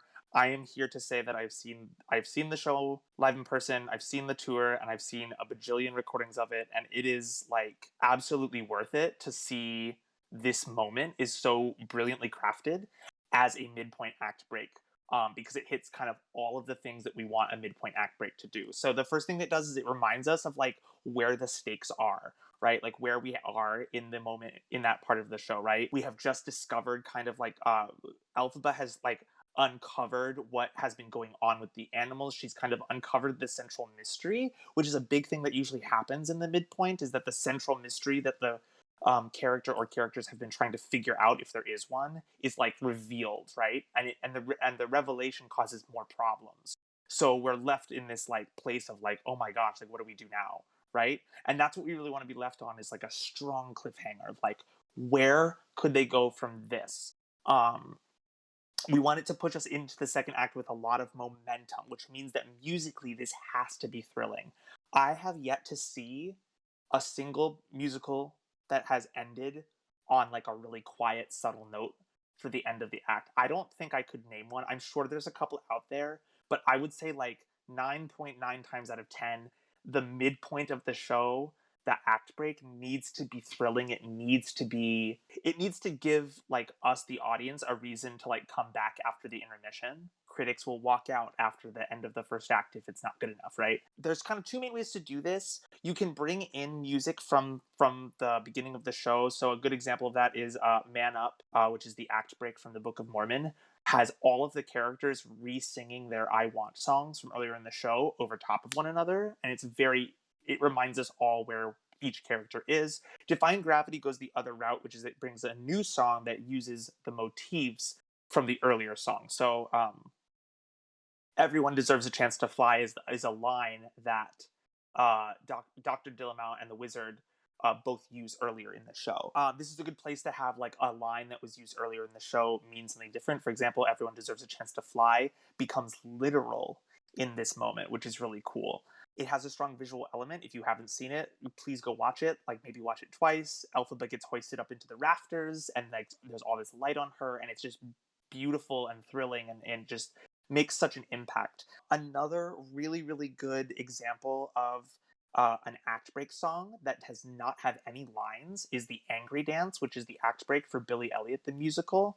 That is a 5-minute dance number in which a 10-year-old boy just like tap dances very angrily in and around a bunch of riot police. Equally, it's every bit as thrilling, and it doesn't even need words, which I think is so incredibly interesting. So just know that like your act break doesn't have to be, if you feel comfortable writing just a music driven act break or a dance driven act break, that is a thing that you can do. That will probably require a lot more collaboration with people, because especially if you're doing something dance based, you're going to need to like bring in people who dance. Unless you are a dancer, then you can do it all yourself. But kind of like, this is kind of a moment of the show that needs to be the most congruent musically and lyrically. Like the story and the music need to really match up in this moment, more so than other places, I think. Yeah. And there's a lot of plot. There's usually a lot of things coming to a head in the plot. So this is a very, very plot-driven song. It's not often that the act break is like an internal character song. It happens sometimes, but more often than not, it's plot-driven. Awesome. All right, we may have to skip over Dark Night of the Soul and 11 O'Clock Number. I think we've talked about them a little bit, but if we were to just briefly summarize, the Dark Night of the Soul is going to be when the character is at their lowest point. This is going to be a kind of a breakup of either friends or lovers, or like whatever the B story is kind of falls apart here usually. Ends with this kind of usually a little twinge of hope that's going to push us towards the big revelation of the kind of break into 3, which is the 11 O'Clock Number. This is, I know you love the song. I wish we had more time to go over it, but Unruly Heart from the Prom, which is very themey. There's no plot in the song at all. But that said, it sort of shows us that the main character has realized the kind of flaw in the theme as it was presented early on, and they kind of summon up all the dredges of their strength and come to realize the actual truth. They remember what they have learned through the show and use that to push us into the finale. Now, Climax is not always going to be a song in musicals, and a lot of the times it's kind of not. It's a little weird because the climax itself is a lot of the time going to be a scene, and a lot of songs will do a scene and then kind of a reprise. But when there is a song here, it's going to be either a final battle or like leading up to the final battle, like Kill the Beast from Beauty and the Beast we have here as a good example of lead up to and then final battle. If the hero and villain are going to sing against each other, it will be here, and it might feature a villain reprise of some kind. But in any case, you're going to kind of be wanting to resolve all your big threads either in the song or very shortly after. Remember that musicals have to maintain the sense of momentum and energy, and you don't have that much time for wind down or like epilogues or ending upon ending. But we should at least talk about finale. Can you break down the two types of finale?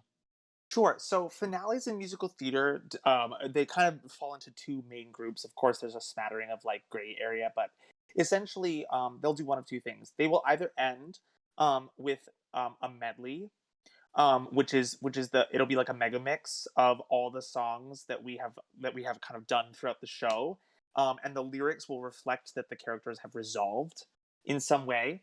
Yeah, there are like many examples of that. Another example of another way that a show can end is with a brand new song. Kind of reiterates where the characters are at. So Shrek does that. Shrek the musical, which is highly underrated, and I super duper recommend. It is a great piece of storytelling and great piece of musical. But it has a new song called "This Is Our Story" that kind of mirrors what happens at the beginning, which is that like the show kind of starts with this once upon a time kind of feel to it. That's another thing that you want to kind of have a sense of bookending with your opening and your closing of the show. Another good example of that is the musical Fun Home actually just uses the opening song as the finale as well, but it's like different words. So they take a moment from the opening of the show and they add to it at the end. Yeah, ending with a version from the beginning will always work musically. If you're not like a super musical person and you're like, I don't know necessarily how to end this, but I have this opening number, just use that opening number as the closing. You can write new lyrics, you can reinterpret it, re-envision it, have the characters reflect back on how they used to feel and how they don't feel that way anymore, or how they have changed. I just want to highlight this part from the Fireburger finale. Our this is a two-hander show with two equal weight main characters. They sing variants in different keys of each other's want songs. So this is Jamila singing a reprise of What If, which was Zazalil's want song earlier, and they get married. And then when Zazalil sings, it is a variant of Jamila's earlier song. Also, this has nothing to do with anything, but there is very little female queer representation in musical theater. So if you would like to write more musicals that feature gay women, that would be a service to the world. That's neither here nor there. That's just a thing that just there's not enough of it, and there should be. Agreed. All right. So I think we're gonna have to kind of wrap up here, and I know we have like more, we could go on for another 2 hours easily, but all right, let's open it up for questions if people have some until the 15-minute mark. We'll take a few minutes. There was a comment about musicals with genres like hip hop, jazz, or hard rock. There are a lot of examples of shows that use those styles. Jazz is prevalent in almost all musical theater because that's one of all of the people that were writing in like from the 20s to like the 50s were based mainly in jazz. If you're looking for more specific stuff, like Lin-Manuel Miranda's musicals, Hamilton has a lot of hip hop influence. That's one place to look. Shows like Rock of Ages, that's a jukebox musical that uses entirely 1980s rock. Act 2 should never be longer than Act 1 for a number of reasons, but especially if you're writing a stage show. Normally, the first act should be longer. So just because the audience's attention, like once you get up for the act break and you like go to the bathroom and get your like M&Ms or whatever and you come sit back down, it's really hard to get people to sit through a longer Act 2. There are a couple shows that do that and it's like weird. Like from a theatrical perspective, it's just weird. I would say though, this is in terms of 2-act structure, the second act should not be longer than the first. In 3-act structure, the second act is usually the longest one. It's like the meat of a movie, for instance. But you're right, on stage, this would be super strange if we were sitting for longer after we came back from an intermission. I was just going to say, if you're thinking about a 3-act structure and trying to overlay it onto a theatrical 2-act structure, Act 1 and Act 2 are the first act. It would be kind of bizarre for Act 3 to have more than the first 2 acts combined. Totally. I mean, because by the time you get to the act break, you've essentially set up everything you need for the characters to then go on and resolve their problem, right? Usually the opening of the second act is like, what are we gonna do? I don't know, let's sing about it. Okay, let's go try this. Oh, it didn't work. There's like usually like one more main problem and then the finale happens. And in many shows the second act is like significantly shorter. Like for example, Evita's first act is 95 minutes long, and Evita's second act is 35 minutes long. There you go. All right. How about, is there a standard time ratio of scene to music in a musical? No, I don't think there's a standard ratio. It's gonna be like, usually there's gonna be, we start with a song. We aren't gonna chain songs together for the most part, but there's like even a little room for that too. I would say I don't really think we can nail down a standard on that. What would you say?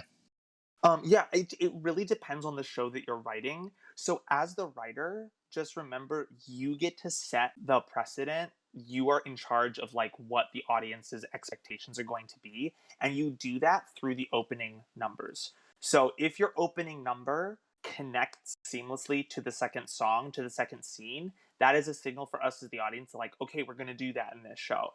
And then you're fine, you know. So yeah, and I mean there are shows, like for example, Evita is a sung through, so it just like goes, but it has these long musical interludes between each where there's no talking, but it's just enough time for like the set changes to happen. That's another thing you have to kind of think about when you're writing a show. If you're writing it as a stage show or even as a film, you have to kind of leave some time for those transitions to exist. And what you do with those transitions is going to kind of like determine kind of what your song to scene ratio is going to be, whether or not you're going to underscore fully, because there are shows where even though there's talking, there's like full underscoring the whole show.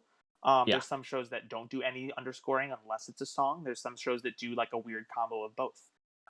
Rock of Ages does both. Rock of Ages strings songs together and then like breaks for a scene and then does like 3 more songs in a row. Right. You know, Yeah. so. I guess that, jukeboxes end up with weird combinations like that sometimes. But in general, I would say like your first 15 minutes are training us how to watch your story. So you're setting the rules in the first couple songs and like the space in between them. So that's how you're going to know what your ratio is going to look like. Let's take one more question. Is it totally pointless to write a musical on spec? Almost entirely pointless, yes, I would say. But if you really, really, really, really, really believe in it and push, I know it's terribly sad, Smish, but if you really believe in it and you really stick with it and you put the work in to produce like a great sample album that goes with it, and you have all the songs written out and you start to bring collaborators in, it's not impossible. It just is going to be a long road and an uphill road for you unless you're basing this off of intellectual property. You're better off writing a play, like a stage version of it first, or even a book, and then trying to adapt that into a musical movie rather than just a straight spec movie. There's very little trust like amongst production people for original musical material.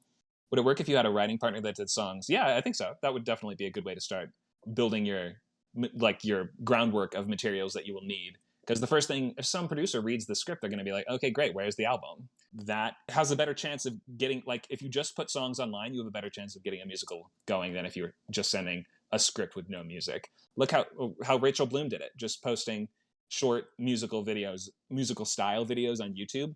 You should do that and draw them from the world of your movie and use that as to pitch them rather than just a script. That's just my impression. I mean, then again, this is just really tough to do, so everyone's going to have a different opinion on how to do this. Well, and the thing with musicals is that like the vast majority of musicals that get produced go through a multi-year workshopping process where like a lot of people are involved.